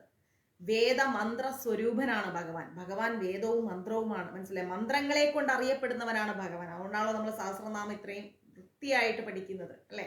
ഭഗവാന്റെ കാരുണ്യല്ലേ അത്. അപ്പൊ മന്ത്രങ്ങളെ കൊണ്ടാണ് ഭഗവാൻ അറിയപ്പെടുന്നത്. കൃഷ്ണായ വാസുദേവായ, എത്ര മന്ത്രങ്ങളുണ്ട് ഭഗവാന്റെ. എന്തെല്ലാം മന്ത്രങ്ങളുണ്ട്. മന്ത്രങ്ങളെ കൊണ്ട് അറിയപ്പെടുന്നവരാണ് ആര്? ഭഗവാൻ. കൃഷ്ണ എന്ന് പറയുന്ന നാമം പോലും ഒരു മന്ത്രമാണ്. രാധ എന്ന് പറയുന്ന ആ നാമം പോലും ഒരു മന്ത്രമാണ്.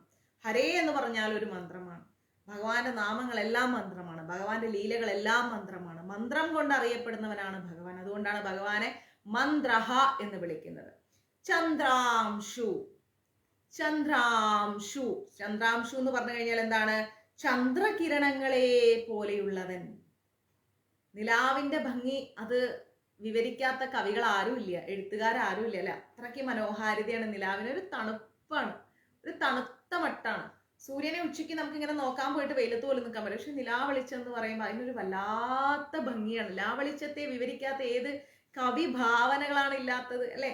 എല്ലാവരും വിവരിച്ചിട്ടുണ്ട്. എല്ലാവരിലും നിലാവ്, അത് കാണുമ്പോഴേ ഒരു മനോഹാരിതയാണ്. അപ്പൊ അതുകൊണ്ട് എന്താ പറയുക, ചന്ദ്രകിരണങ്ങളെ പോലെയുള്ളവൻ, അല്ലെങ്കിൽ തപ്തരായവർക്ക് ആഹ്ലാദം കൊടുക്കുന്നവനാണ് ഭഗവാൻ. എല്ലാവർക്കും, അർഹിക്കുന്ന എല്ലാവർക്കും സന്തോഷം നൽകുന്നവനാണ് ഭഗവാൻ. ഇന്ന് കണ്ടില്ലേ, ബിജി പ്രഭു ഒരു വലിയ പ്രതിസന്ധിയിൽ പെട്ടിട്ട് അദ്ദേഹത്തിന് വല്ലാത്തൊരവസ്ഥയിലായിരുന്നു. അദ്ദേഹം ഇന്നലെ രാത്രി എനിക്ക് മെസ്സേജ് ഇട്ടത്. ഞാൻ പറഞ്ഞു, വിഷമിക്കാതെ, നമുക്ക് നോക്കാം, സമാധാനമായിട്ടിരിക്കും. ഞാൻ നേരെ കിച്ചൂടിനെ കൊണ്ടുവന്ന് കാണിച്ചു. ഭഗവാനെ പാവാണ്, ഒരുപാട് കഷ്ടപ്പെടും, ഈ ഒരു വിഷമം അദ്ദേഹത്തിന് വേണ്ട എന്ന് പറഞ്ഞ് ഭഗവാനോട്, അദ്ദേഹത്തിന് ഭഗവാനോടുള്ള ഒരു ആത്മബന്ധമാണ് നമ്മൾ അവിടെ മനസ്സിലാക്കേണ്ടത്. അതിൽ ഞാനോ അല്ലേ, നമ്മൾ ആരും അല്ല. ഭഗവാന് ബിജി പ്രഭു എന്ന് പറഞ്ഞപ്പോൾ ഒരു ആത്മബന്ധം.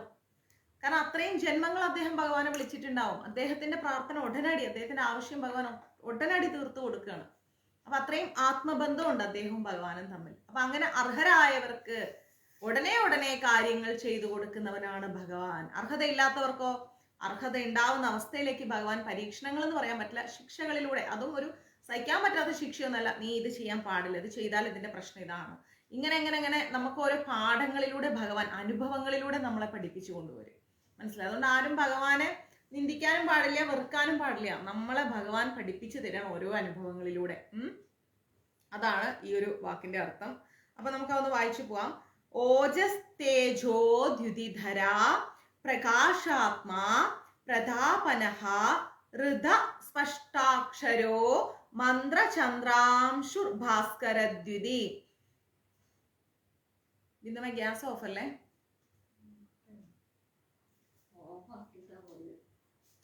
അപ്പൊ അതിന്റെ അർത്ഥം എന്ന് പറഞ്ഞാൽ ഓജസ്സും തേജസ്സുമുള്ള കാന്തിയോട് കൂടിയിരിക്കുന്ന, ഓജസ്സും തേജസ്സും നിറഞ്ഞ് കാന്തിയോട് കൂടിയിരിക്കുന്ന പ്രകാശരൂപമായ ആത്മാവോട് കൂടിയ ലോകത്തിന് ചൂടും തണുപ്പുമെല്ലാം അധികമായി നൽകുന്ന, അല്ലെങ്കിൽ ആവശ്യത്തിനുള്ളതുപോലെ ലോകത്തിന് ചൂടും തണുപ്പുമെല്ലാം നൽകുന്ന ധർമ്മവും ജ്ഞാനവും വൈരാഗ്യവും പോലെയുള്ള കാര്യങ്ങളാൽ സമ്പന്നമായിരിക്കുന്ന, ഭഗവത് വാക്യമായിരിക്കുന്ന ഓംകാര രൂപം പൂർണ്ണമായിരിക്കുന്ന, വേദമന്ത്ര സ്വരൂപനായിരിക്കുന്ന, മന്ത്രങ്ങളാൽ അറിയപ്പെടുന്ന ചന്ദ്രകിരണങ്ങളെ പോലെയുള്ള സൂര്യ തേജസ്സോട് കൂടിയിരിക്കുന്ന ആ ഭാസ്കരദ്യുതി എന്ന് പറയുന്നുണ്ട് ലാസ്റ്റ് അല്ലെ. ഭാസ്കരദ്യുതി എന്ന് പറഞ്ഞാൽ സൂര്യ തേജസ്സിനോട് സാമ്യമുള്ള, അല്ലെങ്കിൽ സൂര്യ തേജസ് ആയിരിക്കുന്ന, ഭാസ്കരൻ എന്ന് പറഞ്ഞാൽ സൂര്യനാണ്, ആ സൂര്യ തേജസ് ആയിരിക്കുന്ന ഭഗവാന്റെ തൃപാദങ്ങളിൽ നമുക്ക് നമസ്കരിക്കാം. ഓക്കെ, ഇതാണ് നമ്മുടെ 30ാമത്തെ ശ്ലോകത്തിന്റെ അർത്ഥം. ഇനി 31ാമത്തെ ശ്ലോകം. അമൃതാം ശൂദ്ഭവഃ. അമൃതാം ശൂദ്ഭവോ എന്ന് തന്നെ വായിച്ചോളൂ. അമൃതാം ശൂദ്ഭവോ, അമൃതാം ശൂദ്ഭവോ ഭാനു ശശബിന്ദുഃ, ഭാനു ശശബിന്ദുഃ സുരേശ്വര. അമൃതാം ശൂദ്ഭവോ ഭാനു ശശബിന്ദു സുരേശ്വരഃ. ഔഷധം ജഗദ, ഔഷധം ജഗദ സേതുഃ. 2 കുത്ത് വരുമ്പോ ഹ ചേർത്ത് വായിക്കണം. സേതുഃ സത്യധർമ്മ പരാക്രമ, സത്യധർമ്മ പരാക്രമഃ. അപ്പൊ ആ ശ്ലോകം വായിക്കുമ്പോ അമൃതാം ശൂദ്ഭവോ ഭാനു ശശബിന്ദു സുരേശ്വരഃ ഔഷധം ജഗദഃ സേതുഃ സത്യധർമ്മ പരാക്രമഃ. അമൃതാം ശൂദ്ഭവ എന്ന് പറഞ്ഞ അർത്ഥം എന്താ? അമൃതിനു വേണ്ടിയിട്ട് പാലാഴി മതിച്ചപ്പോൾ ചന്ദ്രന്റെ ഉദ്ഭവത്തിന് സ്ഥാനമായവൻ. അമൃതിന് വേണ്ടിയിട്ട് പാലാഴി, അമൃതിന് വേണ്ടി പാലാഴി കടഞ്ഞ് ദേവന്മാരും അസുരന്മാരും, ആ കഥയൊക്കെ നമുക്ക് ഇനിയും ഭാഗവതത്തിൽ പഠിക്കണം. അപ്പൊ അമൃതിന് വേണ്ടി പാലാഴി മതിച്ചപ്പോ ചന്ദ്രന്റെ ഉത്ഭവത്തിന് സ്ഥാനമായിരിക്കുന്ന ആരാണ്? ഭഗവാനാണ്. ചന്ദ്രന്റെ ഉത്ഭവത്തിന് സ്ഥാനമായിരിക്കുന്ന ആ ഭഗവാൻ. അതുകൊണ്ടാണ് ഭഗവാനെ നമ്മൾ അമൃതാം ശൂദ്ഭവഃ എന്ന് വിളിക്കുന്നത്. ഇനിയോ ഭാനുഹ. ഭാനുഹ എന്ന് പറഞ്ഞാൽ സ്വന്തം പ്രകാശം കൊണ്ട് മറ്റുള്ളതിനെ പ്രകാശിപ്പിക്കുന്നവൻ. ഭാനുഹ എന്ന് പറഞ്ഞു കഴിഞ്ഞാൽ സ്വന്തം പ്രകാശം കൊണ്ട്, ഭഗവാന്റെ പ്രകാശം കൊണ്ട്, ഭഗവാന്റെ ആ തേജസ് കൊണ്ട് ഭഗവാനെ ഭജിക്കുന്നവരാരോ അവരെയും ഭഗവാൻ പ്രകാശിപ്പിക്കും. ക്ലിയർ? ഇപ്പൊ നമ്മളിവിടെ ഒരു ലൈറ്റ് ഇട്ട് കഴിഞ്ഞാൽ നമ്മളെ വീട്ടിലെ ലൈറ്റ് ആണെങ്കിൽ അപ്പുറത്തെ വീട്ടിലേക്ക് എത്തുന്നുണ്ടെങ്കിൽ നമ്മൾ കാരണമാണോ വിളിച്ചെത്തുന്നത് അല്ലെ? അതേപോലെ ഭഗവാനെ നമ്മൾ ഭജിച്ചാൽ ഭഗവാനെ കൊണ്ട് നമ്മളും എന്തായി? പ്രകാശപൂരിതമാകും. അതുകൊണ്ടാണ് ഭഗവാനെ ഭാനുഹ എന്ന് വിളിക്കുന്നത്. ശശബിന്ദുഹ. ശശബിന്ദുഹ എന്ന് പറഞ്ഞാൽ, ശശം എന്ന് പറഞ്ഞാൽ എന്താ അർത്ഥം? മുയൽ. ശശം എന്ന് പറഞ്ഞാൽ മുയൽ. മുയലിനെ പോലുള്ള, ബിന്ദു എന്ന് പറഞ്ഞാൽ അടയാളം, മുയലിനെ പോലുള്ള ബിന്ദുവുള്ള ചന്ദ്രനെ പോലെ പ്രജകളെ പോഷിപ്പിക്കുന്നവൻ, രസസ്വരൂപനായി ഔഷാദികളെ പോഷിപ്പിക്കുന്ന ചന്ദ്രസ്വരൂപി. അതായത് ഒന്നുമില്ല, സിമ്പിളായിട്ട് എടുത്താൽ ഭഗവാനെ ആരൊക്കെയാണോ ആരാധിക്കുന്നത്, ആരൊക്കെയാണോ സ്മരിക്കുന്നത്, ആരൊക്കെയാണോ ഭഗവാനെ പൂജിപ്പിക്കുന്നത് അവരെല്ലാം ഭഗവാൻ ഉയർത്തും. അത്രയേ ഉള്ളൂ ആ വാക്കിന്റെ അർത്ഥം. ഓക്കെ, ഭഗവാനെ ആരൊക്കെ ഭജിച്ചാലും ആരൊക്കെ പൂജിച്ചാലും ആ പൂജിക്കുന്നവനെയും ഭജിക്കുന്നവനെയും ഭഗവാൻ ഉയർത്തും. ഒരു സംശയവും ഇല്ല, യാതൊരു സംശയമില്ല. എത്ര വലിയ തെറ്റുകൾ നമ്മൾ ചെയ്തിട്ടുണ്ടെങ്കിലും ഭഗവാൻ അതിലെല്ലാം നമ്മൾ എന്ത് ചെയ്യും? നമുക്ക് പറ്റുന്ന അത്ര കഷ്ടപ്പാടുകളിലൂടെ കടന്നു പോയാലും ദിവസങ്ങൾ നമ്മളിലൂടെ ഭഗവാൻ തള്ളി നീക്കി നമുക്കൊരു സമാധാനവും ശാന്തിയും നൽകും. സാരല്ലേ അമ്മേ? സുരേശ്വരഹ. സുരേശ്വര എന്ന് പറഞ്ഞു കഴിഞ്ഞാൽ എന്താണ്? സുരന്മാരുടെ ഈശ്വരൻ. സുരൻ എന്ന് പറഞ്ഞാൽ എന്താണ്? നല്ല ആൾക്കാർ, തെറ്റുകൾ ചെയ്യാത്തവരെന്ന് പറയാൻ പറ്റൂല, ഹൃദയത്തിൽ നന്മയുള്ളവരെയാണ് നമ്മൾ സുരൻ എന്ന് വിളിക്കുന്നത്. അല്ലാത്തവനെ അസുരൻ എന്നാ വിളിക്കുക. അപ്പൊ സുരന്മാരുടെ ഈശ്വരൻ ആരാണെന്ന് ചോദിച്ചാൽ ഭഗവാനാണ്. അതുകൊണ്ടാണ് ഭഗവാനെ സുരേശ്വര എന്ന് വിളിക്കുന്നത്. ഔഷധം. ഔഷധം എന്ന് പറഞ്ഞാൽ എന്താ? മരുന്നായിരിക്കുന്നവൻ. ഭഗവാൻ ധന്വന്തരി മൂർത്തി ആണെങ്കിൽ കൂടിയും ഏത് ഭാവത്തിൽ നമ്മൾ ഭഗവാനെ ആരാധിച്ചാലും അദ്ദേഹം നമുക്കൊരു ഔഷധമാണ്. എന്ന് വെച്ചാൽ നമ്മുടെ എല്ലാ പ്രശ്നങ്ങൾക്കും ഉള്ള പരിഹാരം അത് ഭഗവാനാണ്. എന്ത് പ്രശ്നം ഏതവസ്ഥയിൽ വന്നാലും കൃഷ്ണ ഗുരുവായൂരപ്പ എന്ന് ഹൃദയം തുറന്ന് വിളിച്ചാൽ അദ്ദേഹം നമുക്ക് സമീപസ്ഥനാണ്. ഒരിക്കലും അദ്ദേഹം കൈവിടില്ല. അതുകൊണ്ട് അദ്ദേഹത്തെ നമ്മൾ ഔഷധം എന്നാണ് പറയുന്നത്. ഭഗവാൻ നമുക്ക് മരുന്നാണ്. ജഗതഃ സേതുഃ. ജഗതഃ സേതുഃ. അമൃതാം ശൂദ്ഭവോ ഭാനു ശശബിന്ദു സുരേശ്വരഃ ഔഷധം ജഗതഃ സേതുഃ. ജഗതഃ സേതുഃ എന്ന് പറഞ്ഞാൽ സംസാരത്തെ തരണം ചെയ്യുന്നതിനുള്ള സേതു എന്ന് പറഞ്ഞാൽ എന്താ? അണക്കെട്ട്, അല്ലെങ്കിൽ ഇത് പറയുന്നത് സേതുബന്ധനം എന്നൊക്കെ നമ്മൾ പഠിച്ചിട്ടില്ലേ, ഒരു തടയിടാന്നൊക്കെ പറയില്ലേ, സേതു. ആ സേതു, അണക്കെട്ടായിരിക്കുന്നവൻ, സംസാരത്തെ തരണം ചെയ്യണം. സംസാരം എന്ന് പറയുന്നത് എന്താ? നമ്മുടെ വർത്തമാനാണോ? അല്ല. ഈ സംസാര സാഗരം, ഈ ലോകം, നമ്മൾ ജീവിക്കുന്ന ഈ അവസ്ഥ നമുക്ക് ഭയങ്കര ബുദ്ധിമുട്ടാണ് അല്ലേ? എന്തൊക്കെ ഉണ്ടായാലും നമുക്ക് എന്തൊക്കെയൊക്കെയോ ഒരു കുറവ് ഫീൽ ചെയ്യുന്നു. നമുക്ക് പ്രയാസങ്ങളുണ്ട്, കഷ്ടപ്പാടുകളുണ്ട്, മനോവ്യാധികളുണ്ട്, ദുഃഖങ്ങളുണ്ട്, നമുക്ക് ഒരുപാട് വേദനകളുണ്ട് നമ്മുടെ ഉള്ളിൽ. ചിലതൊക്കെ ആരോടെങ്കിലൊക്കെ പറയാം, ചിലതൊന്നും ആരോടും പറയാൻ പറ്റില്ല, ചിലതൊക്കെ നമ്മൾ കണ്ടാലും പ്രതികരിക്കാൻ പറ്റില്ല. നിശബ്ദമായി നമ്മൾ തന്നെ സ്വയം കരഞ്ഞു തീർക്കുന്ന അവസ്ഥകളുണ്ട്. ഇനി അസുഖം കൊണ്ടോ എല്ലാ കാരണങ്ങൾ കൊണ്ടും നമുക്ക് വേദനകളുണ്ട്. അങ്ങനെയുള്ള ഈ സംസാര ലോകത്തെ, ഈ കഷ്ടപ്പാട് നിറഞ്ഞ ഈ ലോകത്തെ നമ്മൾ എന്ത് ചെയ്യണം? ഈ ലോകത്തിൽ നിന്ന് നമുക്ക് ആ ഒരു ലോകത്തിൽ നിന്ന് നമുക്ക് പുറത്തു പോകാനുള്ള, ആ ഒരു പ്രയാസങ്ങളെയെല്ലാം തരണം ചെയ്യാനുള്ള ഒരു ശക്തിയാണ് നമുക്ക് ഭഗവാൻ എന്ന് പറയുന്നത്. അതുകൊണ്ടാണ് ഭഗവാനെ ജഗതഹസേതുഹ എന്ന് വിളിക്കുന്നത്. ഈ പ്രയാസങ്ങളിൽ നിന്നെല്ലാം നമുക്ക് തരണം ചെയ്യാനുള്ള ഒരു ശക്തി. സത്യധർമ്മ പരാക്രമ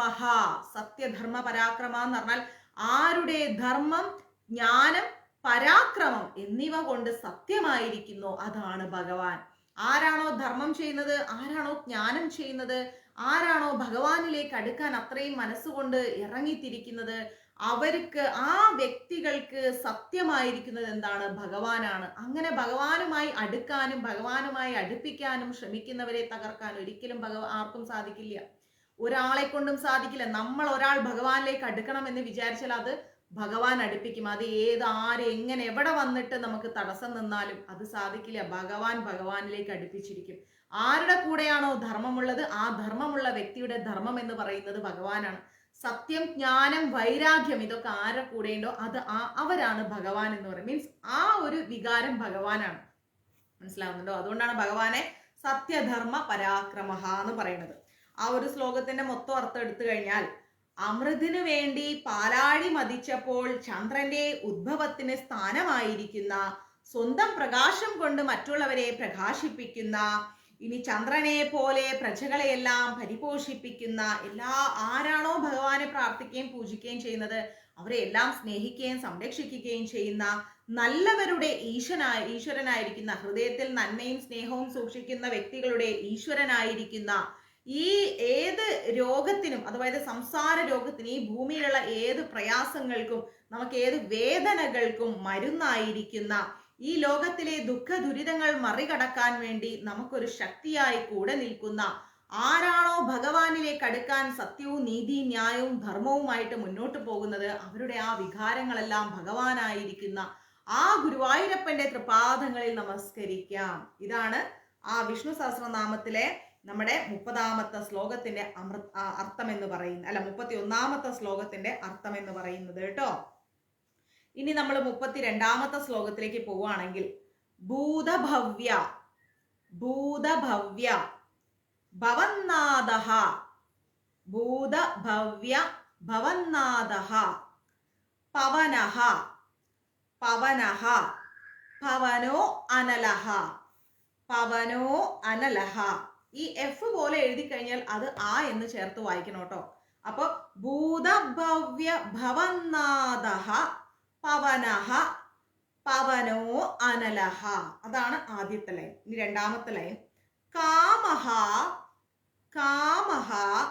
കാമകൃത് കാന്തഃ, കാമഃ കാമകൃത് കാന്തഃ കാമഃ, കാമഃ കാമകൃത് കാന്തഃ കാമഃ, കാമപ്രദഃ പ്രഭുഃ, കാമപ്രദഃ പ്രഭുഃ.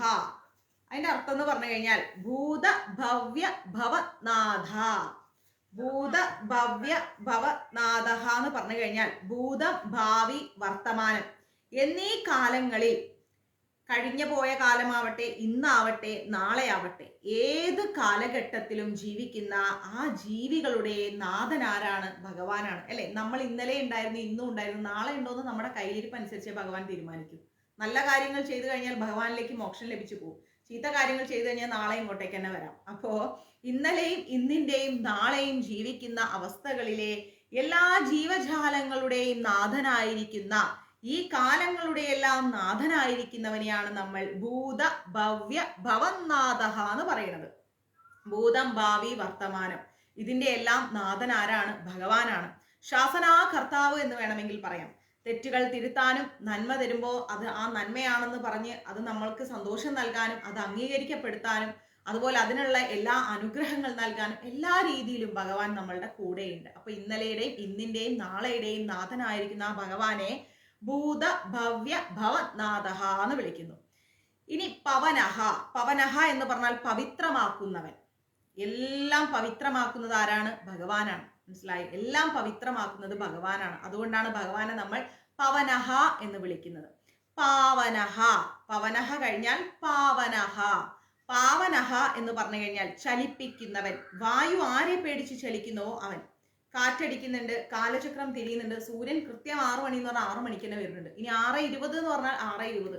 സൂര്യൻ വന്നിട്ട് പറയാം, അയ്യോ 6:21 ഇപ്പൊ ഞാൻ കുറച്ച് ലേറ്റായി അമേരിക്കയിൽ നിന്ന് വരാൻ എന്ന് പറയില്ലല്ലോ. 6:20 എന്ന് പറഞ്ഞാൽ 6:20. നമ്മളാണ് എക്സ്ക്യൂസ് പറയണം. പക്ഷെ ഭഗവാനെ പേടിച്ച് കാലചക്രം കൃത്യമായി തിരികെയാണ്. ചന്ദ്രോദയം എന്ന് പറഞ്ഞാൽ അത് ചന്ദ്രോദയമാണ്, ഒരു മാറ്റവും. ഇന്ന് സൂര്യഗ്രഹണം എന്ന് പറഞ്ഞാൽ സൂര്യഗ്രഹണമാണ്. ഇന്ന് വേണ്ട, അടുത്ത ആഴ്ച നോക്കാം എന്നാരും പറയാറില്ല. അപ്പം ഭഗവാനെ പേടിച്ച് ഈ പ്രകൃതി മുഴുവൻ കൃത്യത പാലിക്കുന്നു. പക്ഷെ പ്രകൃതിയിൽ ജീവിക്കുന്ന മനുഷ്യന്മാരോ ഭയങ്കര കൃത്യതയില്ലാതെ ജീവിച്ചു പോകുന്നു അല്ലേ. അപ്പൊ അതുകൊണ്ട് പാവനഹ, ഈ കാലചക്രത്തെ കൃത്യമായി നിയന്ത്രിക്കുന്നവൻ ആരോ അവനെയാണ് നമ്മൾ പാവനഹ എന്ന് വിളിക്കുന്നത്. ഇനി അനലഹ. അനലഹ എന്ന് പറഞ്ഞാലോ അനങ്ങളെ. അനങ്ങൾ എന്ന് പറഞ്ഞാൽ എന്താണ്? പ്രാണങ്ങളെ. ആത്മഭാവത്തിൽ ഗ്രഹിക്കുന്നവനായിരിക്കുന്ന ജീവനായിരിക്കുന്നവൻ. അതായത് എല്ലാ ജീവാത്മാക്കളും ആരിലാണ് സ്ഥിതി ചെയ്യുന്നത്? ഭഗവാനിലാണ് സ്ഥിതി ചെയ്യുന്നത്.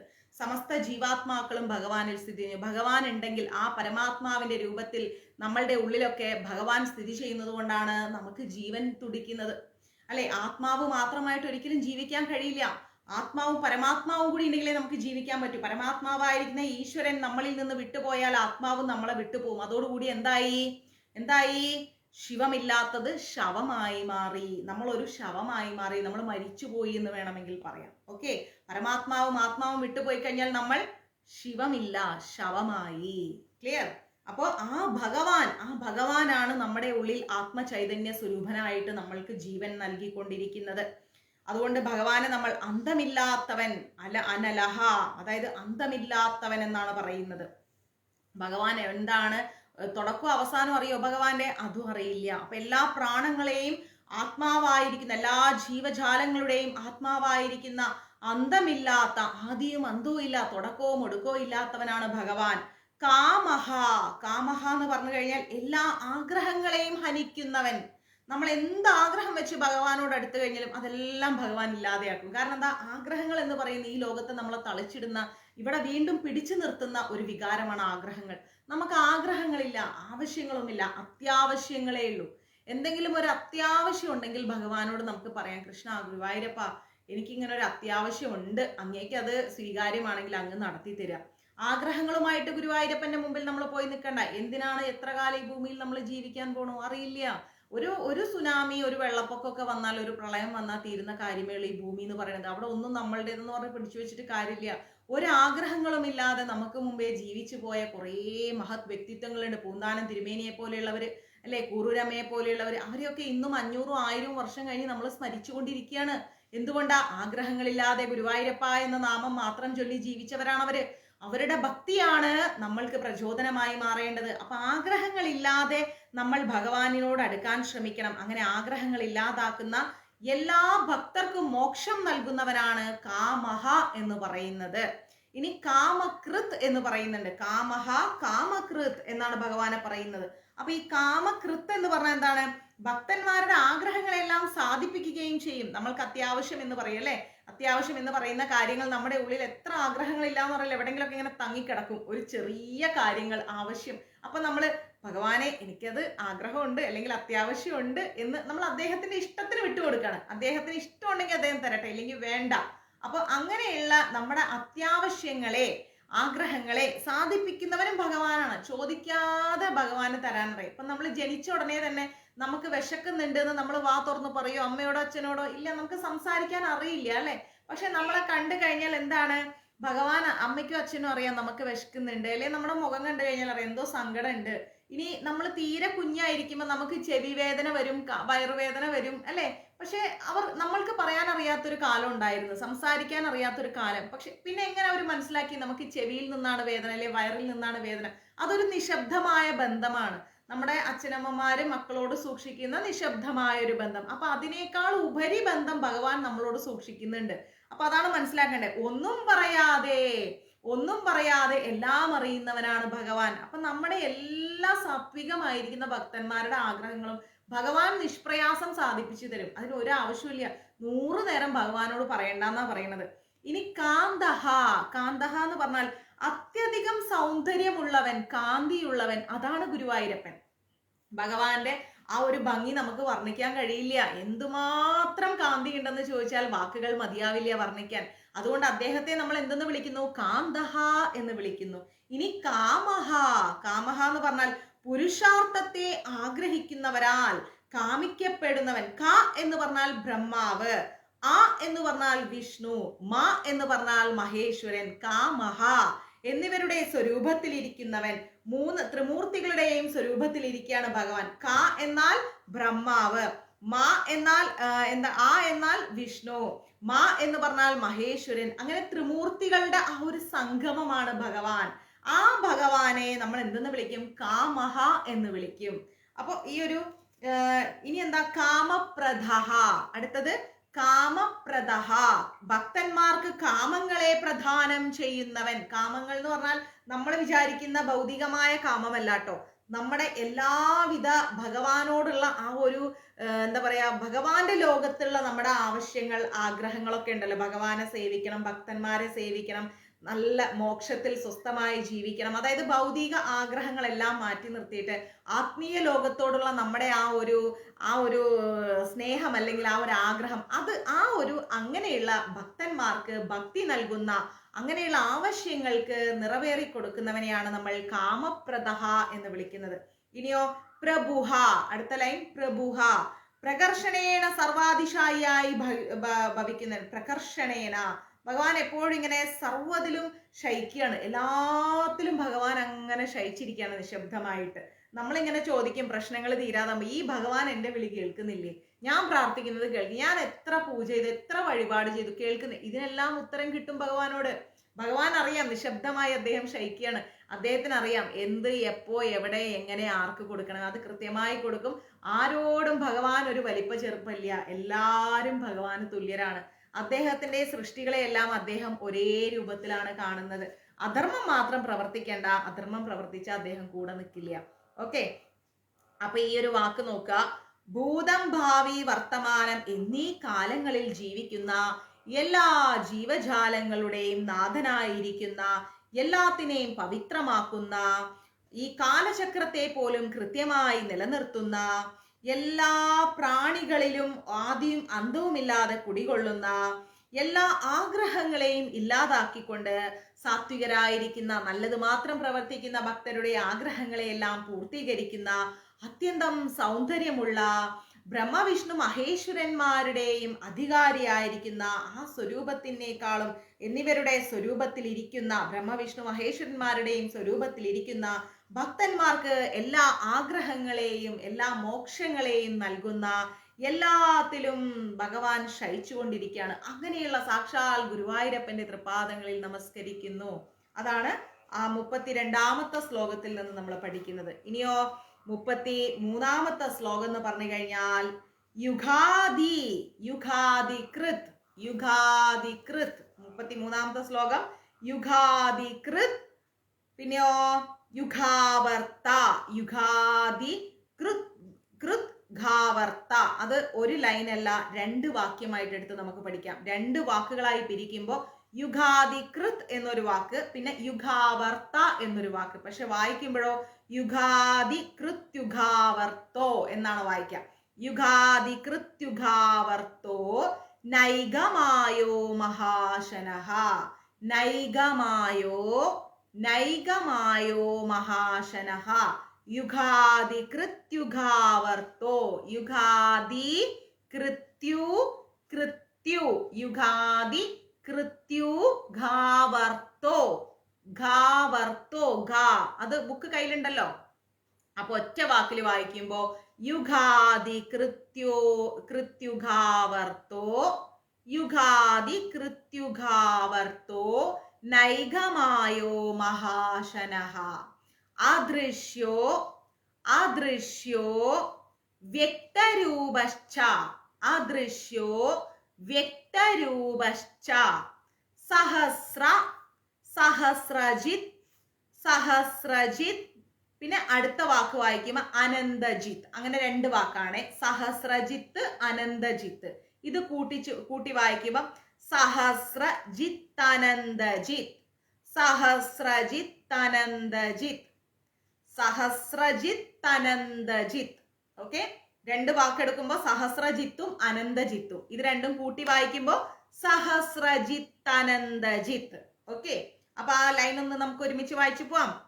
യുഗാദി കൃത്യുഘാവർത്തോ, യുഗാദി കൃത്യുഘാവർത്തോ നൈഗമായോ മഹാശനഃ. അദൃശ്യോ അദൃശ്യോ വ്യക്തരൂപശ്ച വ്യക്തരൂപശ്ച സഹസ്രജിത്ത് അനന്തജിത്ത്, സഹസ്രജിത്ത് അനന്തജിത്ത്. കിട്ടിയോ വായിക്കാൻ? ഇതിന്റെ അർത്ഥം എന്ന് പറഞ്ഞു കഴിഞ്ഞാൽ യുഗാദികൃത്ത് എന്ന് പറഞ്ഞാൽ യുഗം മുതലായ കാലഭേദത്തിന്റെ കർത്താവ്, എത്രയോ യുഗങ്ങളുടെ ഓണറാണെന്ന് വേണേ പറയാം. കർത്താവാണ് ആര്? ഭഗവാൻ. യുഗാദികളുടെ ആരംഭം ചെയ്യുന്നവൻ. എത്രയോ യുഗങ്ങൾ അല്ലേ? 4 യുഗങ്ങൾ നമുക്കറിയാം. അങ്ങനെയുള്ള എത്ര കോടി യുഗങ്ങൾ ഉണ്ടായിട്ടുണ്ട്. അങ്ങനെയുള്ള എല്ലാ യുഗത്തിന്റെയും ആരംഭം, തുടക്കമാരാ ചെയ്യുന്നത്? ഭഗവാൻ. ഇനി യുഗാവർത്ത. യുഗാവർത്ത എന്ന എന്താണ്? കാലസ്വരൂപനായിട്ട് കൃതയുഗം മുതലുള്ള, കൃതയുഗം എന്ന് പറഞ്ഞാൽ സത്യയുഗം കേട്ടോ, അങ്ങനെയുള്ള യുഗത്തെ എന്താണ് പ്രവർത്തിപ്പിക്കുന്നവൻ ഭഗവാനാണ്. അങ്ങനെയുള്ള എല്ലാ യുഗത്തെയും പ്രവർത്തിപ്പിക്കുന്നത് കൊണ്ടാണ് ഭഗവാനെ യുഗാവർത്ത എന്ന് പറയുന്നത്. നൈഗമായ, നൈഗമായ എന്ന് പറഞ്ഞു കഴിഞ്ഞാൽ ഒന്നിലധികം മായകളെ പരിധരിക്കുന്നവൻ, ഒന്നിലധികം മായകളെ ധരിക്കുന്നവൻ. എത്ര മായ ലീല കാണിക്കണമെങ്കിലും ഭഗവാൻ റെഡിയാണ്. ഒന്നിലധികം മായകളെ ധരിക്കുന്നവനാണ് ഭഗവാൻ. ഒന്നിലധികം മായകളെ ഭഗവാൻ എന്ത് ചെയ്യുന്നു? മായകൾ കാണിച്ചുകൊണ്ടേയിരിക്കുകയാണ്. പിന്നെയോ മഹാശനഃ, മഹാശനഃ എല്ലാം ഭക്ഷിക്കുന്നവൻ. കൽപ്പാന്തത്തിൽ എല്ലാം ഭഗവാൻ ഭക്ഷിക്കും. എന്തുകൊണ്ടാണ് അങ്ങനെ പറയുന്നത്? കൽപ്പാന്ത കാലം തൊട്ട്, അല്ലെങ്കിൽ അങ്ങനെ ഒരു പാട്ടൊക്കെ ഉണ്ടല്ലേ, കൽപ്പാന്തത്തിൽ എല്ലാം ഭക്ഷിക്കും ഭഗവാൻ. ഈ 4 യുഗങ്ങളും പ്രളയം വന്ന് ഈ 4 യുഗങ്ങളും അവസാനിച്ചു കഴിഞ്ഞാൽ എന്താ സംഭവിക്കുക? സമസ്തവും ഭഗവാൻ എടുത്ത് ഭഗവാന്റെ ഉള്ളിലേക്ക്, ഓൾറെഡി ഭഗവാന്റെ ഉള്ളിലാണ് എങ്കിലും ഭഗവാൻ എല്ലാം അദ്ദേഹത്തിലേക്ക് തന്നെ സ്വീകരിക്കും. അങ്ങനെ എല്ലാം ഭക്ഷിക്കുന്നവനെയാണ് മഹാശനഃ എന്ന് പറയുന്നത്. ഇനി അദൃശ്യഃ, അദൃശ്യഃ ജ്ഞാനേന്ദ്രിയങ്ങൾക്കൊന്നും വിഷയമല്ലാത്തവൻ. അദൃശ്യഃ, ഭഗവാൻ ഇതൊന്നും ഒരു വിഷയമേ അല്ല. ജ്ഞാനേന്ദ്രിയം, കർമ്മേന്ദ്രിയം ഇതൊന്നും ഭഗവാൻ ഒരു മാറ്ററേ അല്ല. ഭഗവാൻ ഒന്നും മാറ്റർ അല്ല. എല്ലാം ഭഗവാന്റെ ഉള്ളിൽ സ്ഥിതി ചെയ്യുന്നു. ഭൗതികമായി ഭഗവാൻ ഒരു ബന്ധവും ഇല്ലാതെ, എന്നാൽ എല്ലാത്തിലും ഭഗവാൻ കുടികൊള്ളുകയും ചെയ്യുന്നുണ്ട്. അതുകൊണ്ടാണ് ഭഗവാനെ അദൃശ്യഃ എന്ന് പറയുന്നത്. വ്യക്തരൂപശ്ച, വ്യക്തരൂപഃ. വ്യക്തരൂപഃ എന്ന് പറഞ്ഞു കഴിഞ്ഞാൽ എന്താ? സ്ഥൂല രൂപത്തിൽ വ്യക്തമായ സ്വരൂപമുള്ളവൻ, അല്ലെങ്കിൽ സ്വയം പ്രകാശമാകയാൽ യോഗികൾക്ക് വ്യക്തമായ സ്വരൂപമുള്ളവൻ. ഭഗവാൻ സ്ഥൂല രൂപത്തിലാണ്, എന്നാൽ സൂക്ഷ്മ രൂപത്തിലുമാണ്. നമുക്ക് കാണാനും പറ്റും, കാണാതിരിക്കാനും പറ്റും. മനസ്സിലായോ? അങ്ങനെ സ്ഥൂല രൂപത്തിൽ വ്യക്തമായ രൂപം ഭഗവാനുണ്ട്. കാണാൻ പറ്റുന്ന രൂപം നോക്കിക്കഴിഞ്ഞാൽ കൃത്യമായി കാണാൻ പറ്റും. എന്നാൽ കാണാൻ പറ്റാത്ത രൂപത്തിൽ അദൃശ്യനായിട്ടും ഭഗവാൻ നമ്മുടെ കൂടെയുണ്ട്. നമ്മൾ എന്തെങ്കിലും ഒരു പ്രശ്നത്തിൽ പെട്ട് കഴിഞ്ഞാൽ ഉറപ്പായിട്ടും ഭഗവാൻ എന്താ ചെയ്യുക? അദൃശ്യനായി വന്ന് സഹായിക്കും. ഇനി മറ്റേതെങ്കിലും രൂപത്തിൽ വന്നും ഭഗവാൻ സഹായിക്കും. അതുകൊണ്ട് വ്യക്തരൂപശ്ച, വ്യക്തമായ രൂപത്തോടു കൂടിയിരിക്കുന്ന സഹസ്രജിത്ത്. സഹസ്രജിത്ത്, ഒരു മിനിറ്റ്, എന്താണ് സഹസ്രജിത്ത് എന്ന് പറഞ്ഞു കഴിഞ്ഞാൽ? അനേകായിരം ദേവശത്രുക്കളെ ജയിക്കുന്നവൻ. അനേകായിരം ദേവശത്രുക്കളെ, ദേവന്മാരുടെ ശത്രുക്കൾ, അസുരന്മാരെ ജയിക്കുന്നത് കൊണ്ടാണ് ഭഗവാനെ സഹസ്രജിത്ത് എന്ന് പറയുന്നത്. ഇനി അനന്തജിത്ത് എന്ന് പറയുന്നുണ്ട്. എന്തുകൊണ്ടാ? എല്ലാ ഭൂതങ്ങളെയും ജയിക്കുന്നവൻ. എല്ലാത്തിനെയും ജയിക്കാൻ സാക്ഷാൽ ഗുരുവായൂരപ്പനെ സാധിക്കൂ. ആരാലും ഗുരുവായൂരപ്പൻ തോൽക്കില്ല. ഏറ്റവും ശക്തിയുള്ള, എല്ലാത്തിനും ആധികാരമായിരിക്കുന്ന, എല്ലാത്തിൻ്റെയും മൂലകാരണമായിരിക്കുന്ന ഈ സൂര്യദേവൻ പോലും കൃത്യമായി ഉദയവും ചന്ദ്രനും എല്ലാം ഉദിക്കുന്നതും ഗ്രഹങ്ങളെല്ലാം ചലിക്കുന്നതും കാലങ്ങളെല്ലാം കൃത്യമായി വരുന്നതും എല്ലാത്തിനും ഈ കാലചക്രത്തിന് തന്നെ ഭയപ്പെട്ടുകൊണ്ട്, കാലചക്രം ഭയപ്പെട്ടുകൊണ്ട് എല്ലാം പ്രകൃതി മുഴുവൻ ആർക്കാണ് അനുസരിക്കുന്നത്? ഭഗവാനാണ് അനുസരിക്കുന്നത്. അപ്പോൾ അങ്ങനെയുള്ള എല്ലാ ഭൂതങ്ങളെയും ജയിക്കുന്നവനെയാണ് അനന്തജിത്ത് എന്ന് പറയുന്നത്. അപ്പോൾ ആ ഒരു അർത്ഥം എന്ന് പറഞ്ഞാൽ 33-ാമത്തെ ശ്ലോകം വായിക്കുമ്പോൾ യുഗാദികൃത്യുഗാവർത്തോ നൈകമായോ മഹാശനഃ അദൃശ്യോ വ്യക്തരൂപച്ച സഹസ്രജിത്തനന്ദജിത്ത്. അതായത് യുഗം മുതലുള്ള കാലം, എല്ലാ യുഗങ്ങളുടെയും കാലത്തിൻ്റെയും ആരംഭത്തെ, തുടക്കത്തെ ചെയ്യുന്ന, കാലസ്വരൂപമായിരിക്കുന്ന, കൃതയുഗം മുതൽ സത്യയുഗം മുതൽ എല്ലാ യുഗങ്ങളെയും പ്രവർത്തിപ്പിക്കുന്ന, ഒരുപാട് മായകൾ കാണിക്കുന്ന, 4 യുഗങ്ങൾ കഴിഞ്ഞു കഴിഞ്ഞാൽ, 4 യുഗങ്ങളും കഴിഞ്ഞാൽ വീണ്ടും പ്രളയം വരും അല്ലെ? ആ പ്രളയത്തിൽ എല്ലാം ഭഗവാന്റെ ഉള്ളിലേക്ക് പോകും. പിന്നെ ഒരു നിശബ്ദമോ, വീണ്ടും ഭഗവാൻ സത്യയുഗം മുതൽ 4 യുഗം ആരംഭിക്കും. അങ്ങനെ വീണ്ടും ആ 4 യുഗം കഴിയുമ്പോൾ ഭഗവാൻ പ്രളയം കൊണ്ട്, ജലം കൊണ്ട് ഈ ഭൂമി മുഴുവൻ നിറയ്ക്കും. ഈ ലോകം ഭഗവാൻ നശിപ്പിക്കും. വീണ്ടും ഭഗവാൻ 4 യുഗം കൊണ്ടുവരും. അങ്ങനെ ആ കൽപ്പാന്തത്തിൽ എല്ലാം ഈ 4 യുഗങ്ങളും, ഇതിപ്പോ അവസാനത്തെ യുഗമാണ്, കലിയുഗം. അപ്പൊ ഈ 4 യുഗങ്ങൾ കഴിഞ്ഞാൽ ഈ ഭൂമി മുഴുവൻ പ്രളയത്തിലായി പോകും. അപ്പോൾ ആ സമയം സമസ്ത ജീവജാലങ്ങളെയും ഒരു നിദ്രാരൂപേണ ഭഗവാൻ അദ്ദേഹത്തിന്റെ ഉള്ളിലേക്ക് എടുക്കും. അതുകൊണ്ടാണ് എല്ലാം ഭക്ഷിക്കുന്നവനായിരിക്കുന്ന, ജ്ഞാനേന്ദ്രിയങ്ങൾക്കൊന്നും വിഷയമല്ലാതിരിക്കുന്ന, വ്യക്തമായ രൂപത്തോടു കൂടിയിരിക്കുന്ന, സ്ഥൂല രൂപത്തിലും സൂക്ഷ്മ രൂപത്തിലും ഇരിക്കുന്ന, വ്യക്തികൾക്ക് കാണാനും പറ്റും, എന്നാൽ അദൃശ്യനായി നമ്മുടെ കൂടെ ഇരിക്കുകയും ചെയ്യുന്ന, അനേകായിരം അസുരന്മാരെ ജയിക്കുന്ന, എല്ലാ ഭൂതങ്ങളെയും ജയിക്കുന്ന ആ സാക്ഷാൽ ഗുരുവായൂരപ്പന്റെ തൃപ്പാദങ്ങളിൽ നമുക്ക് നമസ്കരിക്കാം. അതാണ് നമ്മളുടെ 33-ാമത്തെ ശ്ലോകത്തിന്റെ അർത്ഥം. ഇനി 34-ാമത്തെ ശ്ലോകം എന്ന് പറഞ്ഞാൽ വായിക്കാൻ പഠിച്ചോളൂ. ഇഷ്ടോ വിശിഷ്ടഃ, ഇഷ്ടോ വിശിഷ്ടഃ ശിഷ്ടേഷ്ട ശിഖണ്ഡി, ഇഷ്ടോ വിശിഷ്ടഃ, ഇഷ്ടോ വിശിഷ്ടഃ ശിഷ്ടേഷ്ട ശിഖണ്ഡി, ശിഷ്ടേഷ്ട ശിഖണ്ഡി നഹുഷോ വൃഷഃ, നഹുഷോ വൃഷഃ ക്രോധഃ, ക്രോധഃ, ക്രോധഃ ക്രോധകൃത് കർത്ത, ക്രോധകൃത് കർത്ത വിശ്വബാഹൂർ മഹീധര, വിശ്വബാഹൂർ. മാതാജി സംശയം ചോദിച്ചോട്ടെ, ഈ യുഗങ്ങളിലൊക്കെ ഈ അവതാരങ്ങൾ തന്നെ ആയിരിക്കും ആവർത്തിക്കുന്നത്? ഭഗവാൻ ഏത് അവതാരം എടുക്കുന്നത് നമുക്ക് പറയാൻ പറ്റൂല. ശ്രീമദ് ഭാഗവതം പഠിച്ചാൽ നമുക്ക് പൂർണ്ണമായ അറിവ് കിട്ടുമെന്ന് വെച്ചാൽ അതും കിട്ടില്ല. ഏത് സമയത്തും എന്ത് അവതാരവും ധർമ്മം സംരക്ഷിക്കാൻ ഭഗവാൻ എടുക്കും. അത് ഏത് രൂപത്തിൽ വരും, എങ്ങനെ വരും എന്നറിയില്ല. അത് അദ്ദേഹത്തിന്റെ തീരുമാനമാണ്. ഉചിതമായ കാലത്ത്, ഉചിതമായ നേരത്ത്, ഉചിതമായ അവതാരം ഭഗവാൻ എടുക്കും. ഓക്കെ, ഭഗവാൻ എടുത്തിരിക്കുന്ന അവതാരങ്ങളെ കുറിച്ച് നമ്മൾ പഠിക്കുന്നു. ഓക്കെ, പക്ഷെ അദ്ദേഹം കാലത്തിനനുസരിച്ച്, അവസ്ഥയ്ക്കനുസരിച്ച് എത്ര അവതാരങ്ങൾ വേണമെങ്കിലും ഏത് രൂപത്തിൽ വേണമെങ്കിലും എടുക്കും. അപ്പൊ ക്രോധഹോ ക്രോധകൃത് കർത്ത വിശ്വബാഹൂർ മഹീധര, അതാണ് നമ്മുടെ 34-ാമത്തെ ശ്ലോകം. ഓക്കെ, 34-ാമത്തെ ശ്ലോകത്തിൽ ഇഷ്ടോ എന്ന് പറയുന്നുണ്ട്. ഇഷ്ടോ വിശിഷ്ട. ആ ഇഷ്ടോ എന്ന് പറഞ്ഞാൽ എന്താണ്? പ്രിയപ്പെട്ടവൻ, ഇഷ്ടൻ, അല്ലെങ്കിൽ യജ്ഞരൂപത്തിൽ പൂജിക്കപ്പെടുന്നവൻ. അതാണ് ഭഗവാൻ. പരമാനന്ദ സ്വരൂപനായിരിക്കുന്ന, എല്ലാവർക്കും പ്രിയങ്കരനായിരിക്കുന്ന, എല്ലാവരാലും ഇഷ്ടപ്പെടുന്നവനതുകൊണ്ടാണ് ഭഗവാനെ ഇഷ്ടോ എന്ന് വിളിക്കുന്നത്. യജ്ഞരൂപത്തിൽ സ്ഥിതി ചെയ്യുന്ന, നമ്മൾ എന്ത് പൂജകൾ, വഴിപാടുകൾ എവിടെ എങ്ങനെ ചെയ്താലും അത് സ്വീകരിക്കുന്നത് ഭഗവാനാണ്.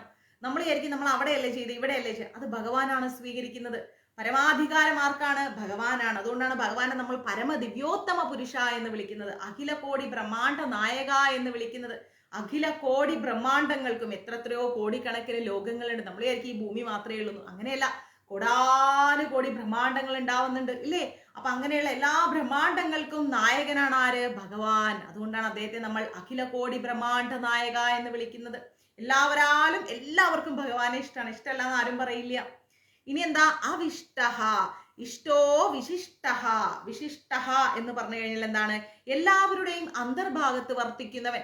ഞാൻ പറഞ്ഞില്ലേ, എല്ലാവരുടെ ഉള്ളിലും നമ്മൾ എന്താ പറയാ? നമ്മൾ എന്ന് പറയും. പഴയ ആളുകൾ സംസാരിക്കുമ്പം ഞാൻ എന്ന് പറയാനുള്ള നാം, നമുക്ക്, നമ്മുടെ, നമ്മളുടെ, നമ്മൾ എന്ന് പറയുന്ന വാക്കാണ്. ഇതിൽ നിന്ന് മാറി എപ്പോ ഞാൻ എന്ന വാക്കിൽ വന്നോ അതോടുകൂടി കുടുംബ ബന്ധങ്ങൾ ഇല്ലാതെയായി, സ്വന്തം കാര്യം സിന്ദാബാദ് എന്ന അവസ്ഥയിലേക്ക് വന്നു. അത് മാറ്റിയിട്ട് നമ്മൾ, നമുക്ക്, നമ്മുടെ എന്ന് പറഞ്ഞു നോക്ക്. നമ്മുടെ കൂട്ടത്തിൽ ഒരാളും കൂടി ഉണ്ട്. അങ്ങനെ ചേർത്ത് പിടിച്ച് ജീവിക്കുകയാണെങ്കിൽ എപ്പോഴും അവിടെ ശാന്തിയും സമാധാനവും ഉണ്ടാവും.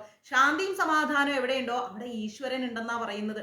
മനസ്സിലായി? ആ ലക്ഷ്മി ഇല്ല. നമുക്ക് അലക്ഷ്മി വേണ്ട, നമുക്ക് ലക്ഷ്മി മതി. ലക്ഷ്മി എവിടെയാ വസിക്കുന്നത്? സാക്ഷാൽ ഗുരുവായൂരപ്പന്റെ ഹൃദയത്തിൽ അല്ലേ?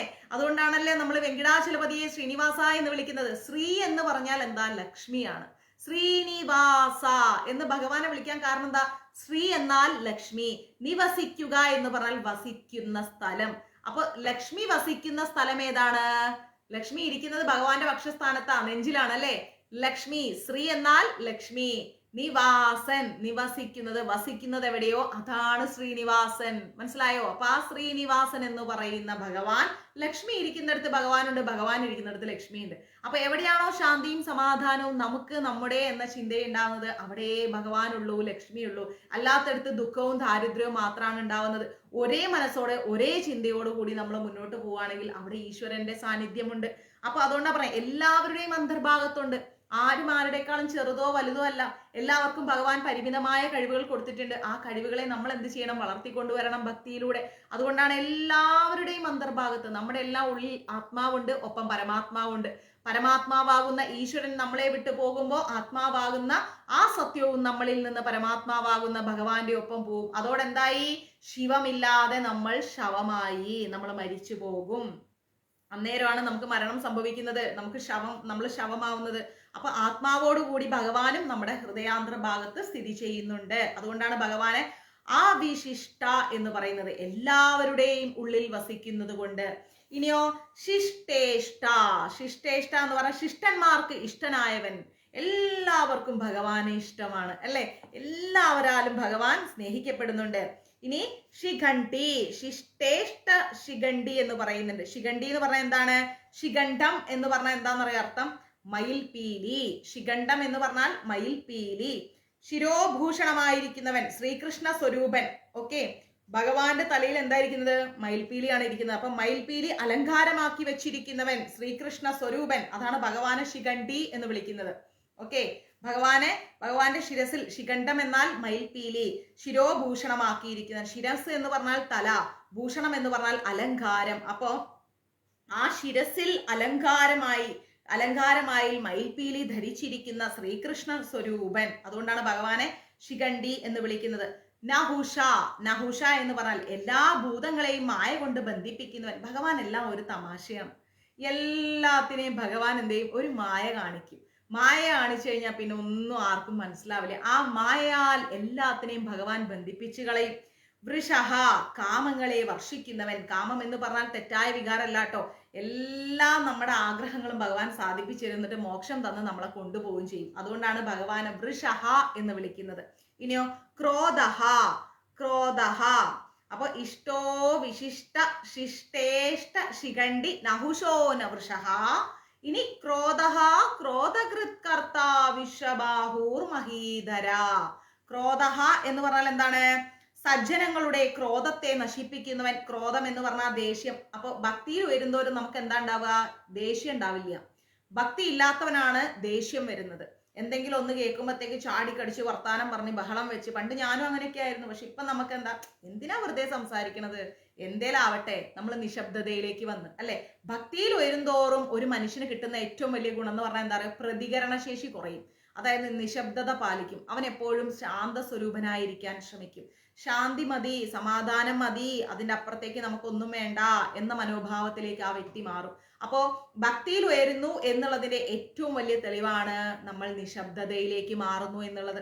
എന്ന് കരുതി നമുക്ക് 24 മണിക്കൂർ ഇരിക്കാൻ പറ്റില്ല, കാരണം കലിയുഗത്തിലാണ്. പക്ഷെ എന്നാലും പറയാണ്, ഒരുപാട് പ്രതികരണം കുറയും.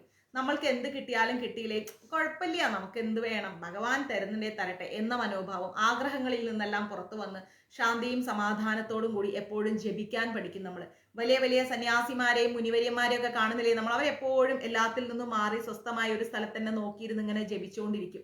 എപ്പോഴും അവരെന്തോ ചിന്തയിലായിരിക്കും, എന്തോ ജപിച്ചുകൊണ്ടിരിക്കും. എന്താണ്? ഭഗവത് നാമം ഉച്ചരിക്കുകയാണ് അവര്.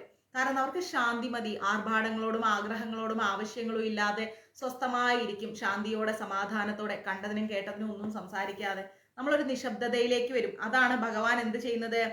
ക്രോധഹ, സജ്ജനങ്ങളുടെ ക്രോധങ്ങളെയെല്ലാം, ദേഷ്യത്തെയെല്ലാം ഭഗവാൻ നശിപ്പിച്ചു തരും. ക്രോധകൃത് കർത്ത, ക്രോധകൃത് കർത്ത, അതായത് അസാധുക്കളിൽ, പാവങ്ങളില് ക്രോധത്തെ ഉണ്ടാക്കുന്നവൻ, ക്രോധകൃത്തുക്കളായിരിക്കുന്ന ദൈത്യന്മാരുടെ കർത്താവ്. അതായത് ഭയങ്കര ദേഷ്യപ്പെടുന്ന ആൾക്കാരാരാണ്? അസുരന്മാര്. അവരെല്ലാം കൃന്ദനം ചെയ്യുന്നവൻ, ഛേദിക്കുന്നവൻ, അവരെല്ലാം, അസുരന്മാരെയെല്ലാം ഭഗവാൻ ഇല്ലാതാക്കി കളയും. ഭഗവാൻ ആസുരിക സ്വഭാവം ഇഷ്ടമല്ല. ഭഗവാൻ എപ്പോഴും സന്തോഷിച്ച് കളിച്ച് ചിരിച്ച് നടക്കാനാണ് ഇഷ്ടം, അല്ലെ? എന്നാൽ ഭക്തന്മാരുടെ കണ്ണ് നിറയുമ്പോൾ അത് ഭഗവാനെ കൊണ്ട് സഹിക്കില്ല. ഭക്തന്മാരുടെ കണ്ണ് നിറയുന്നത് എപ്പോഴാണ്? ഭക്തന്മാരെ ആരെങ്കിലും ദ്രോഹിക്കാൻ വരുമ്പം. അങ്ങനെ ദ്രോഹിക്കുന്നവനെയാണ് നമ്മൾ അസുരൻ എന്ന് വിളിക്കുന്നത്. ആ അസുരന്മാരെ ഭഗവാൻ നശിപ്പിച്ചു കളയും. ക്രോധകൃത് കർത്ത, ഭഗവാൻ ആ അസുരന്മാരെ എല്ലാം നശിപ്പിച്ചു കളയും. അസാധുക്കളിലെ ക്രോധത്തെ എല്ലാം നശിപ്പിച്ച് അവർക്ക് ദുരിതം ചെയ്യുന്ന ദൈത്യന്മാരെ, ക്രോധകൃത്തുക്കളായിരിക്കുന്ന ദൈത്യന്മാർ, ദൈത്യന്മാർ എന്ന് പറഞ്ഞാൽ അസുരന്മാർ, ആ അസുരന്മാരെയെല്ലാം കൃതം ചെയ്യുന്നവൻ, കൃന്ദനം ചെയ്യുന്നവൻ, ഛേദിക്കുന്നവൻ ആരാണ്? ഭഗവാൻ. വിശ്വബാഹു, വിശ്വബാഹു എന്ന് പറഞ്ഞു കഴിഞ്ഞാൽ എല്ലാവരുടെയും ആശ്രയസ്ഥാനമായിരിക്കുന്നവൻ, എല്ലായിടത്തും ബാഹുക്കളുള്ളവൻ. ബാഹുക്കൾ എല്ലായിടത്തും ഭഗവാനുണ്ട്. എവിടെ നമ്മൾ ഭഗവാനെ ആശ്രയിക്കാൻ പോണോ, ഏത് മുക്കിലും മൂലയിലും എവിടെ ഇരുന്നും കൃഷ്ണ എന്നുള്ള നാമം ജപിച്ചാൽ അദ്ദേഹം അവിടെ എത്തും. അവിടെ അദ്ദേഹം എത്തിയിരിക്കും എന്ന കാര്യത്തിൽ ഒരു സംശയവും ഇല്ല എന്നുള്ളതാണ്. ഏത് സമയത്തും കൗരവ സഭയിൽ വെച്ചിട്ട് പാഞ്ചാലി അപമാനിക്കപ്പെടുന്ന സമയത്ത് പാഞ്ചാലിയുടെ ഭർത്താക്കന്മാരായിരിക്കുന്ന പാണ്ഡവന്മാരെന്താ ചെയ്തത്? ഒരു നിവർത്തിയില്ലാതെ അവർ നോക്കി നിൽക്കാണ്. അവരുടെ പ്രിയപ്പെട്ട ഭാര്യയുടെ ആ വസ്ത്രം ഇങ്ങനെ അഴിച്ചുകൊണ്ടിരിക്കുകയാണ് കൗരവന്മാര്. ആ സ്ത്രീ ആ സമയത്ത് പീരീഡ്സ് ആയിരുന്നു, ആർത്തവം ഉണ്ടായിരുന്നു ആ സ്ത്രീക്ക്. ആ ആർത്തവ സമയത്ത് പോലും ആ സ്ത്രീ കൗരവന്മാരടങ്ങുന്ന ആ വലിയ രാജസദസ്സിൽ വെച്ചിട്ട് അപമാനിക്കപ്പെടുന്ന ഒരു സമയത്ത് ഭഗവാനേന്ന് വിളിച്ചുകൊണ്ട് ആ പാഞ്ചാലി ആശ്രയം ചോദിച്ചു ഭഗവാനോട്. കൗരവന്മാർ അപമാനിക്കുന്നു, ഭർത്താക്കന്മാരായിരിക്കുന്ന 5 ധൈര്യശാലികളായിരിക്കുന്ന പഞ്ചപാണ്ഡവന്മാർ ഒരു സൈഡിൽ നിൽക്കുന്നു തല കുനിച്ചുകൊണ്ട്. അത്രയധികം വലിയൊരു സഭയിൽ വെച്ച് ആ പാഞ്ചാലി എന്ന് പറയുന്ന ഒരു സ്ത്രീ അപമാനിക്കപ്പെടുമ്പോൾ ഭഗവാൻ ആ വിളി കേട്ട് ചിന്തിച്ചതെന്താ? ഒരു നിമിഷം അദ്ദേഹത്തിന്റെ കൈ മുറിഞ്ഞപ്പോൾ സ്വന്തം വസ്ത്രം കീറിക്കൊണ്ട് ആ ഭഗവാന്റെ കയ്യിൽ ഒരു തുണി ചുറ്റി കൊടുത്തിട്ടുണ്ട് പാഞ്ചാലി, അല്ലെ? ഭഗവാന് നമ്മൾ എന്തു കൊടുക്കുന്നു അതിന് 100 ഇരട്ടി ഭഗവാൻ നമുക്ക് തിരിച്ചു തരും. എന്നാൽ ആ തിരിച്ചു കിട്ടുന്നുള്ള പ്രതീക്ഷയിൽ നമ്മൾ കൊടുക്കരുത്, സ്വയം സമർപ്പണത്തോടു കൂടി കൊടുക്കണം. അപ്പൊ ഭഗവാൻ എന്ത് വിചാരിച്ചു? പാഞ്ചാലിയുടെ ആ ഒരു നിസ്സഹായ വിളിയില് എന്താ ഉണ്ടായത്? ഭർത്താക്കന്മാരും ഗുരുക്കന്മാരും സ്വന്തങ്ങളും ബന്ധുമിത്രാദികളും എല്ലാവരാലും കൈവിട്ട ആ സ്ത്രീ 2 കൈയും മേൽപോട്ട് ഉയർത്തി വിളിക്കുന്നത് കൃഷ്ണ വാസുദേവ മാധവ എന്ന നാമമാണ്. ആ നാമത്തിൽ ഭഗവാൻ ഒരു നിമിഷം എന്താ ചിന്തിച്ചത്? എന്റെ കൈ മുറിഞ്ഞപ്പോൾ സ്വന്തം വസ്ത്രം കീറി എന്റെ കയ്യിൽ കെട്ടിത്തന്ന പാഞ്ചാലി ഇന്ന് വിവസ്ത്രയാക്കപ്പെടുന്നു കൗരവ സഭയിൽ. അവളുടെ വസ്ത്രം ആ കൗരവന്മാർ ഊരിക്കൊണ്ടിരിക്കുന്നു എന്ന് പറഞ്ഞുകൊണ്ട് ഭഗവാൻ എന്താ ചെയ്ത്? ഒരിക്കലും നിലയ്ക്കാത്ത വസ്ത്രം കൊടുത്ത് ആ സ്ത്രീയുടെ അഭിമാനത്തെ സംരക്ഷിക്കുകയാണ്. അങ്ങനെയുള്ള ആ ഭഗവാനെയാണ് നമ്മൾ എന്തെന്ന് പറയുന്നത്? സാക്ഷാൽ ഗുരുവായൂരപ്പൻ എന്ന് പറയുന്നത്. ഏത് പ്രതിസന്ധി ഘട്ടത്തിൽ നിന്നുകൊണ്ടും ഗുരുവായൂരപ്പ എന്നൊരു നാമം ജപിച്ചാൽ ആ ഭഗവാൻ നമ്മൾക്ക് തൊട്ടടുത്ത് വന്ന് നിൽക്കും. അപ്പോ എല്ലാവരുടെയും ആശ്രയ സ്ഥാനമാണെന്ത്? ഭഗവാൻ. എല്ലായിടത്തും ഭഗവാന്റെ കൈകളുണ്ട്. അതാണ് ഭഗവാനെ വിശ്വബാഹു എന്ന് വിളിക്കുന്നത്. മഹീധര, മഹീധര എന്ന് പറഞ്ഞാൽ ഭൂമിയോ പൂജയോ ധരിക്കുന്നവൻ. ഭൂമിയെയും ഭഗവാൻ ധരിക്കുന്നുണ്ട്. വരാഹ രൂപത്തിലാണ് ഭഗവാൻ ഭൂമിയെ ഉയർത്തിക്കൊണ്ടുവന്നത്. അതുകൊണ്ടാണ് ഭഗവാൻ മഹീധര എന്ന് വിളിക്കുന്നത്. മനസ്സിലായോ? അപ്പോ ആ ഒരു അർത്ഥം എന്ന് പറഞ്ഞു കഴിഞ്ഞാൽ 34ാമത്തെ ശ്ലോകം, ഇഷ്ടോ വിശിഷ്ട ശിഷ്ടേഷ്ട ശിഖണ്ഡിന്നഹുഷോ വൃഷഃ ക്രോധഃ ക്രോധകൃത്കർത്ത വിശ്വബാഹൂർ മഹീധര. അതായത് പരമാനന്ദ സ്വരൂപമായിരിക്കുന്ന, എല്ലാവരാലും ഇഷ്ടപ്പെട്ടുകൊണ്ടിരിക്കുന്ന, എല്ലാവരുടെയും ഉള്ളിൽ വസിക്കുന്ന, ശിഷ്ടന്മാർക്കെല്ലാം ഇഷ്ടസ്ഥാനമായിരിക്കുന്ന, മയിൽപീലി തലയിൽ അലങ്കാരമാക്കി ആഭരണമാക്കി വെച്ചിരിക്കുന്ന കൃഷ്ണസ്വരൂപത്തിലുള്ള, എല്ലാ ഭൂതങ്ങളെയും മായ കൊണ്ട് ബന്ധിക്കുന്ന, കാമങ്ങളെയെല്ലാം വർഷിക്കുന്ന, നല്ല ജനങ്ങളുടെ ദേഷ്യത്തെയെല്ലാം ഇല്ലാതാക്കുന്ന, പാവങ്ങളായിരിക്കുന്ന ആളുകളിൽ ദുരിതം ചെയ്യുന്ന അസുരന്മാരെ ഇല്ലാതാക്കുന്ന, എല്ലാവരുടെയും ആശ്രയസ്ഥാനമായിരിക്കുന്ന, എല്ലായിടത്തും കൈകളുള്ള, ഭൂമിയെയും പൂജയെയും എല്ലാം ധരിക്കുന്ന, ആ സാക്ഷാൽ ഗുരുവായൂരപ്പന്റെ തൃപാദങ്ങളിൽ നമുക്ക് നമസ്കരിക്കാം. ഇതാണ് 34-ാമത്തെ ശ്ലോകം. ഇനി 35-ാമത്തെ ശ്ലോകമാണ്. അച്യുത പ്രഥിത അച്യുത പ്രഥിത പ്രാണഃ പ്രാണധോ അച്യുത പ്രഥിത പ്രാണഃ പ്രാണധോ വാസവാനുജഃ അച്യുത പ്രഥിത പ്രാണഃ പ്രാണധോ വാസവാനുജഃ അഭാം നിധിര ദിഷ്ടാനമപ്രമത്തഃ. അത് വാക്ക് നമുക്ക് പിരിച്ചു വായിക്കുകയാണെങ്കിൽ എന്താണ്? പ്രാണത വാസവാനുജ വാസവാനുജ എന്ന് വായിക്കാം. ഓക്കെ, അച്യുത പ്രഥിത പ്രാണതോ വാസവാനുജ അഭാം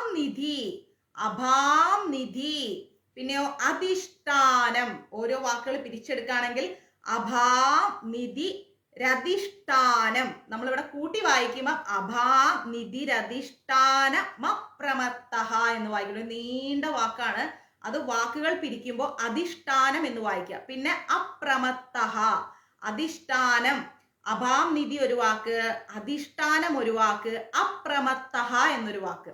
ഈ 3 വാക്കുകളും വിഷ്ണു സഹസ്രനാമത്തിൽ കൂട്ടി വായിക്കുകയാണെങ്കിൽ അഭാം നിധിരധിഷ്ഠാനം അപ്രമത്തഃ എന്ന് വായിക്കണം.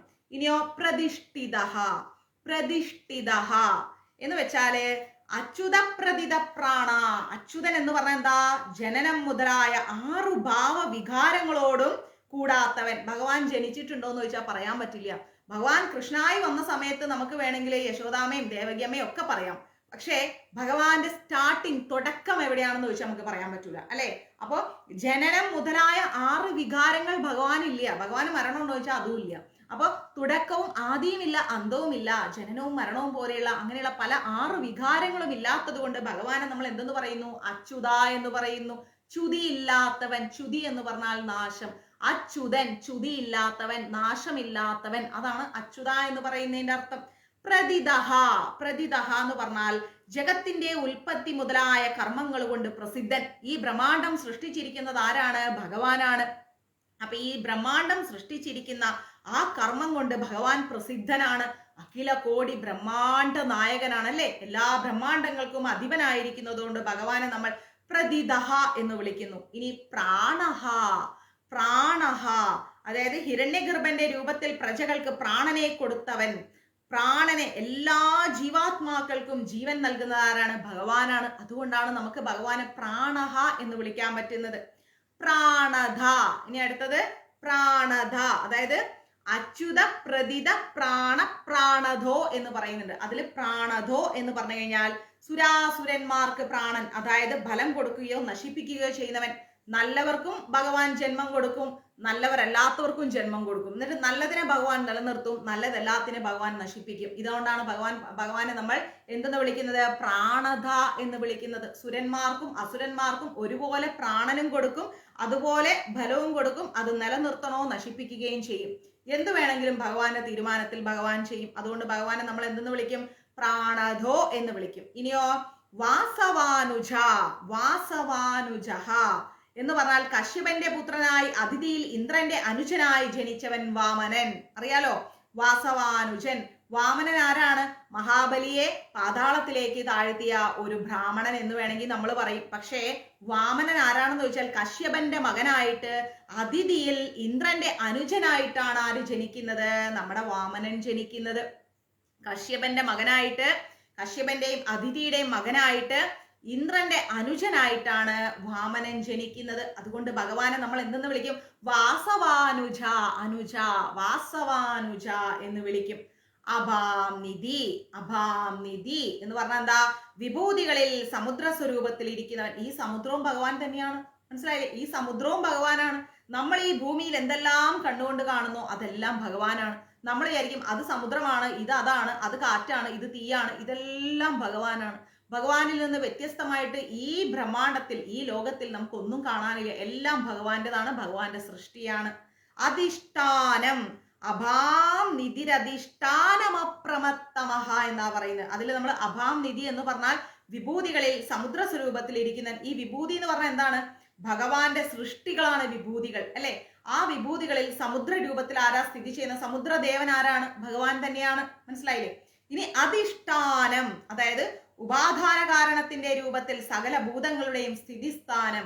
നമ്മളൊക്കെ മരിച്ചുപോയാൽ എവിടെയാ പോയി ചേരുന്നത്? ഭഗവാനിലേക്കാണ്. നമ്മുടെ പ്രവൃത്തിയുടെ ഫലമായിട്ട് ചിലപ്പോൾ ഈ ലോകത്തിലേക്ക് വരും. എന്ന് നോക്കിയാലും എല്ലാം പോയി ചേരുന്നത് ഭഗവാനിലേക്കാണ്.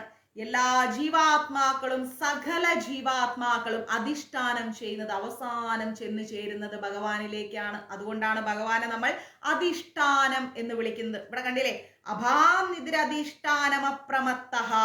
ഇനി അപ്രമത്തഃ എന്ന് പറഞ്ഞു. അപ്പൊ അഭാം നിധി പഠിച്ചു, അധിഷ്ഠാനം പഠിച്ചു. അഭാം നിധി എന്ന് പറഞ്ഞാൽ സമുദ്ര രൂപത്തിലിരിക്കുന്നതും ഭഗവാൻ തന്നെ. എല്ലാത്തിന്റെയും അവസാനം എല്ലാം പോയി ചേരുന്നത്, അധിഷ്ഠാനം ചെയ്യുന്നതും ഭഗവാനിൽ തന്നെ. ഇനി അപ്രമത്തഃ എന്ന് പറഞ്ഞു കഴിഞ്ഞാൽ അധികാരികൾക്ക് അവരുടെ കർമ്മങ്ങൾ അനുസരിച്ച് ഫലം കൊടുക്കുന്നവൻ. ആരാണോ നല്ലത് ചെയ്യുന്നത് അവന് നല്ലത് കൊടുക്കും. ആരാണോ തെറ്റ് ചെയ്യുന്നത് അതിനുള്ള ശിക്ഷയും ഭഗവാൻ കൊടുക്കും.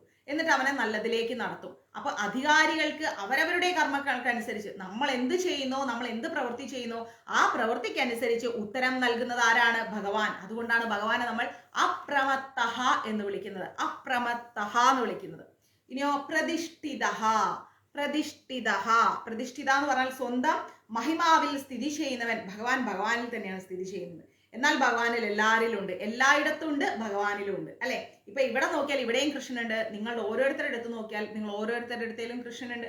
സമസ്ത ഭൂത എന്താ പറയുക ജീവജാലങ്ങളിലെല്ലാം ഭഗവാനുണ്ട്. ആ ഭഗവാൻ സർവ്വതിലും സ്ഥിതി ചെയ്യുന്നു, സർവ്വതിലും പ്രതിഷ്ഠിക്കപ്പെട്ടിരിക്കുന്നു. ഒന്നും ഭഗവാൻ ഇല്ലാത്തതില്ല, ഭഗവാൻ എല്ലാത്തിലും ഉണ്ട്. ഓക്കെ, അപ്പോ അച്യുത പ്രതിത പ്രാണ പ്രാണതോ വാസവാനുജഃ അഭാം നിധിരധിഷ്ഠാനം അപ്രമത്ത പ്രതിഷ്ഠിതഃ എന്നാ പറയുന്നത്. അതായത് ജനനം പോലെയുള്ള 6 വികാരങ്ങളില്ലാതെ ഈ ലോകത്തിന്റെ തുടക്കത്തിന് കാരണമായിരിക്കുന്ന, എല്ലാവർക്കും ജീവൻ നൽകുന്ന, സുരാസുരന്മാർക്ക് നല്ലവർക്കും ചീത്ത ചെയ്യുന്നവർക്കും, ദേവന്മാർക്കും അസുരന്മാർക്കും എല്ലാം നല്ലതും കൊടുത്ത്, തെറ്റ് ചെയ്താൽ അതിനുള്ള ശിക്ഷയും കൊടുത്ത്, കശ്യപന്റെ മകനായി അതിഥിയിൽ ഇന്ദ്രന്റെ അനുജനായി ജനിച്ച വാമനമൂർത്തിയായിരിക്കുന്ന, അവതാര രൂപത്തിൽ സമുദ്രദേവനായി സ്ഥിതി ചെയ്യുന്ന, എല്ലാ കാരണത്തിന്റെയും ഉപാദന കാരണത്തിന്റെയും രൂപത്തിൽ സകല ഭൂതങ്ങളുടെയും എല്ലാം പോയി ഭഗവാനിലാണ് ചേരുന്നത്. അങ്ങനെ സകല ഭൂതങ്ങളുടെയും സ്ഥിതിസ്ഥാനമായിരിക്കുന്ന, അധികാരികൾക്കെല്ലാം അവർക്ക് അവരുടെ നന്മയും തിന്മയും അനുസരിച്ച്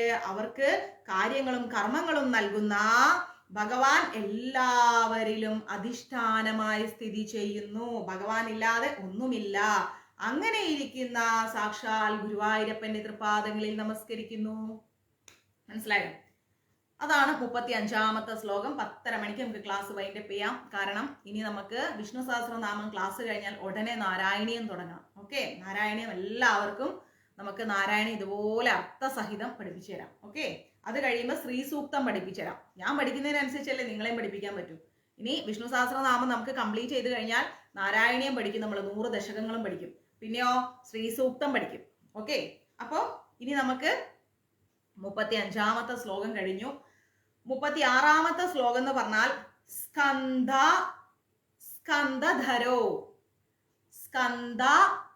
സ്കന്ധധരോ ദുര്യോ വരധോ. സ്കന്ധധരോ ദുര്യോ വരധോ വായുവാഹനഃ. അപ്പൊ ആ വരി വായിക്കാൻ പഠിച്ചോ? സ്കന്ധധരോ ദുര്യോ വരദോ വായുവാഹനഃ. വാസുദേവോ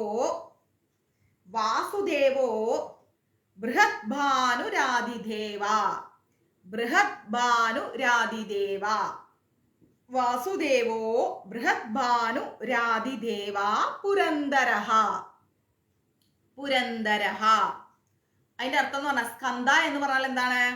അമൃത രൂപത്തിൽ പ്രവാഹിക്കുന്നവൻ, വായു രൂപത്തിൽ ശോഷിപ്പിക്കുന്നവനെയാണ് സ്കന്ദൻ എന്ന് വിളിക്കുന്നത്. സ്കന്ദൻ അതായത് അമൃത രൂപത്തിലാണ് പ്രവഹിക്കുന്നത്. സ്കന്ദൻ അമൃത് എന്ന് പറഞ്ഞാൽ തന്നെ സ്കന്ദനാണ്. അപ്പൊ അമൃത രൂപത്തിൽ പ്രവഹിക്കുന്ന സ്കന്ധധര, അതായത് ധർമ്മമാർഗത്തെ മാത്രം കാണിച്ചു തരുന്ന, ധർമ്മമാർഗത്തെ മാത്രം ധരിപ്പിക്കുന്ന അവനെയാണ് എന്തെന്ന് വിളിക്കുന്നത്? സ്കന്ധധര എന്ന് പറയുന്നത്. സ്കന്ധ എന്ന് പറഞ്ഞാൽ അമൃത്, ധർമ്മം.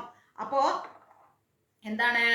ആ സ്കന്ധ രൂപത്തിലിരിക്കുന്ന, അമൃതിന്റെ രൂപത്തിലിരിക്കുന്ന ധർമ്മമാർഗം, ധർമ്മത്തിന്റെ വഴി മാത്രം കാണിച്ചു തരുന്ന ദുര്യ അല്ലെങ്കിൽ ദുര്യോ എന്ന് പറഞ്ഞു കഴിഞ്ഞാൽ എല്ലാ സകല ഭൂതജാലങ്ങളുടെയും ജന്മാതി രൂപമായിരിക്കുന്ന ദൂരിനെ, ദൂരെന്ന് പറഞ്ഞ ഭാരം, ആ ഭാരത്തെ ധരിക്കുന്നവൻ. ഈ ലോകത്തിലുള്ള സമസ്ത ജീവജാലങ്ങളുടെയും ജന്മത്തിന്റെ ഭാരം ആരാ ഏറ്റെടുത്തിരിക്കുന്നത്? ഭഗവാനാണ് ഏറ്റെടുത്തിരിക്കുന്നത്. എന്റെയും നിങ്ങളുടെയും എല്ലാവരുടെയും ജന്മഭാരം. നമ്മൾ പറയും എനിക്ക് ഈ ജന്മം മടുത്തു, ഞാൻ ഈ ജന്മം, എനിക്ക് എന്നെ ഒന്നിനും കൊള്ളില്ല എന്ന്. പക്ഷെ ഈ ഭാരം എല്ലാം എടുത്തെടുത്തിരുന്നത് ഭഗവാനാണ്. അങ്ങനെയുള്ള സകല ഭൂതജാലങ്ങളുടെയും ജന്മാതി രൂപമായിരിക്കുന്ന ഭാരത്തെ ധരിക്കുന്നത് കൊണ്ടാണ് ഭഗവാനെ ദുര്യ എന്ന് വിളിക്കുന്നത്. ഇനി വരദ. വരദ എന്ന് പറഞ്ഞാൽ അഭീഷ്ടങ്ങളായിരിക്കുന്ന വരത്തെ ദാനം ചെയ്യുന്നവൻ. എന്താണോ നമ്മൾ ആഗ്രഹിക്കുന്നത്, ആഗ്രഹം നമ്മൾക്ക് വേണ്ട, പക്ഷെ നമ്മുടെ ആവശ്യങ്ങളും അത്യാവശ്യങ്ങളും എല്ലാ കാര്യങ്ങളും നടത്തി തരുന്നത് ഭഗവാനാണ്. അദ്ദേഹത്തിന് സമയവും കാലവും ഉണ്ട്. നമ്മൾ ഇന്ന് ചോദിക്കുന്ന സാധനം ചിലപ്പോൾ ഭഗവാൻ ഇന്ന് തരില്ല.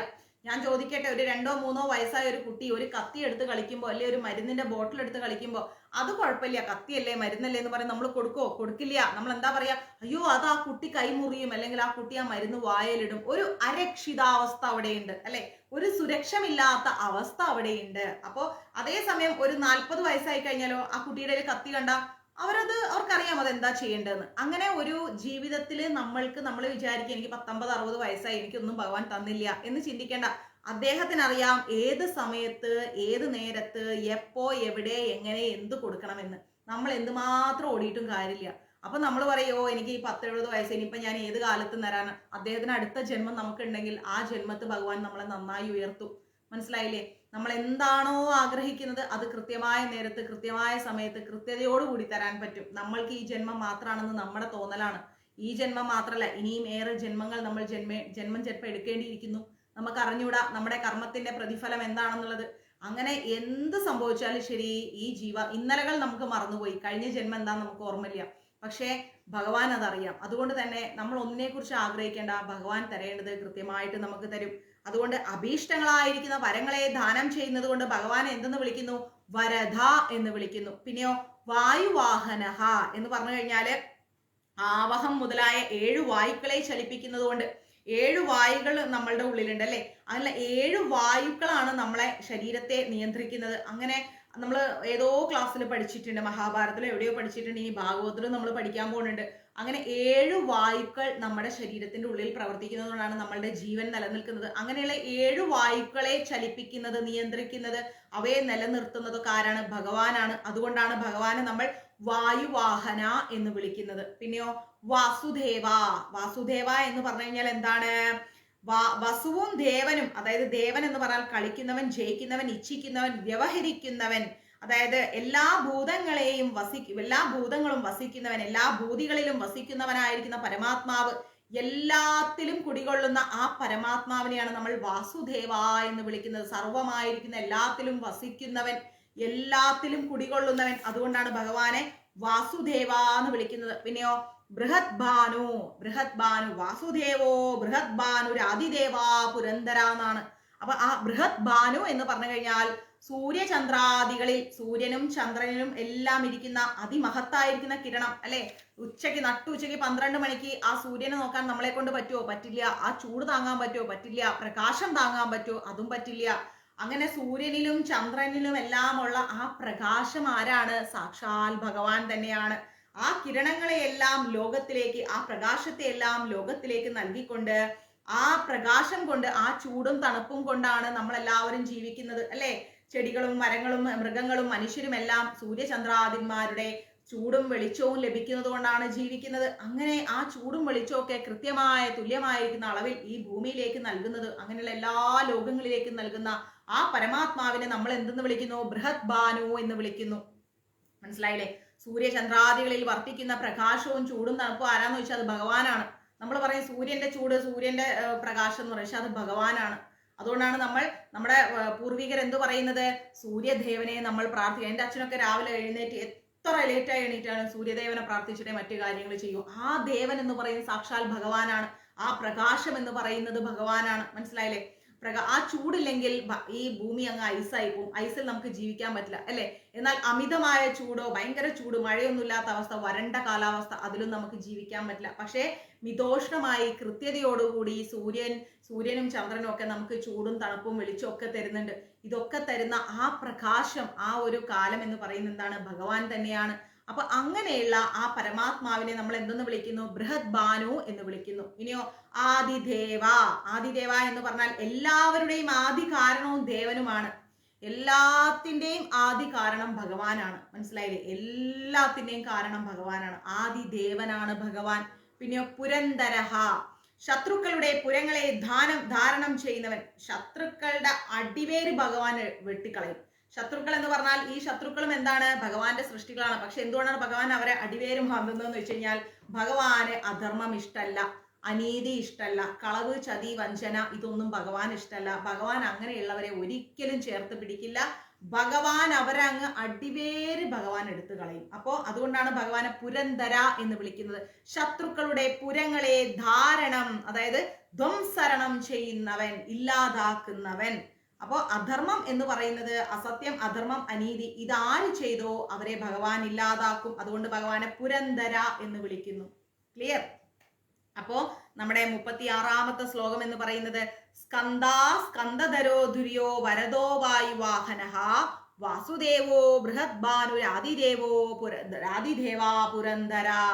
അമൃതരൂപത്തിൽ പ്രവഹിക്കുന്ന, വായുരൂപത്തിൽ ശോഷിപ്പിക്കുന്ന, ധർമ്മമാർഗത്തിൽ മാത്രമേ പോകുന്ന, സർവഭൂതജാലങ്ങളുടെയും ജന്മാതിരൂപനായിരിക്കുന്ന, എല്ലാ വരങ്ങളെയും നൽകുന്ന, 7 വായുക്കളെ ചലിപ്പിക്കുന്ന, എല്ലാത്തിലും കുടികൊള്ളുന്ന, സൂര്യചന്ദ്രാദിമാരുടെ പ്രകാശമായിരിക്കുന്ന, എല്ലാവരുടെയും ആദി കാരണമായിരിക്കുന്ന ദേവനായിരിക്കുന്ന, ശത്രുക്കളുടെ പുരങ്ങളെയെല്ലാം നശിപ്പിക്കുന്ന ആ സാക്ഷാൽ ഗുരുവായൂരപ്പനെ നമുക്ക് എന്ത് ചെയ്യാം? നമസ്കരിക്കാം. ഇതാണ് നമ്മുടെ 36ാമത്തെ ശ്ലോകം. അപ്പോ ഇന്നത്തോടുകൂടി നമ്മൾ വിഷ്ണു സഹസ്രനാമത്തിന്റെ 36 ശ്ലോകങ്ങൾ നമ്മൾ പഠിച്ചു കഴിഞ്ഞു. ഇനി 37ാമത്തെ ശ്ലോകം നാളെ പഠിക്കാം. എല്ലാവരും ക്ലാസ് ഷെയർ ചെയ്യുക, വിഷ്ണു സഹസ്രനാമം ജപിക്കുക, വായിക്കുക. ഭഗവാന്റെ 1000 നാമങ്ങളിലൂടെയാണ് നമ്മൾ കടന്നു പോകുന്നത്. ഇത് ഒരു ജന്മ പുണ്യമാണ്. പറഞ്ഞു തരാനും കേൾക്കാനും ഭഗവാൻ നമുക്ക് ഒരുപോലെ അനുഗ്രഹം നൽകി. എല്ലാവരിലേക്കും ക്ലാസ്സുകൾ എത്തണം. എല്ലാവരും ക്ലാസ്സുകൾ എല്ലാവർക്കും അയച്ചു കൊടുക്കുക. അങ്ങനെ ഭഗവാന്റെ ഏറ്റവും ഇഷ്ടപ്പെട്ട ഒരു കാര്യം എന്ന് പറഞ്ഞാൽ പ്രചരണമാണ്. ഈ ജീവാത്മാക്കളായിരിക്കുന്ന നമ്മളുടെ എല്ലാവരിലേക്കും ഭഗവാന്റെ കാര്യങ്ങൾ എത്തുക എന്ന് പറഞ്ഞത് ഭഗവാൻ ഏറെ സന്തോഷകരമായ കാര്യമാണ്. അത് നിങ്ങളിലൂടെ എത്തട്ടെ. അതിനുള്ള അനുഗ്രഹം ഭഗവാൻ നിങ്ങൾക്ക് തരട്ടെ. ആ ഗുരുവായൂരപ്പന്റെ തൃപ്പാദങ്ങളിൽ നമസ്കരിച്ചുകൊണ്ട് നമുക്ക് ഇന്നത്തെ ക്ലാസ് നിർത്താം. ഓക്കെ, നമസ്തേ, ഹരേ കൃഷ്ണ, സർവം കൃഷ്ണാർപ്പണമസ്തു. പ്രഭുപാദ് കി ജയ്, ഗുരു മഹാരാജ് കി ജയ്, രാധാ പവനപുരേഷൻ കി ജയ്. ഓം ശ്രീ മാത്രേ നമഃ. ഹര ഹര മഹാദേവ്.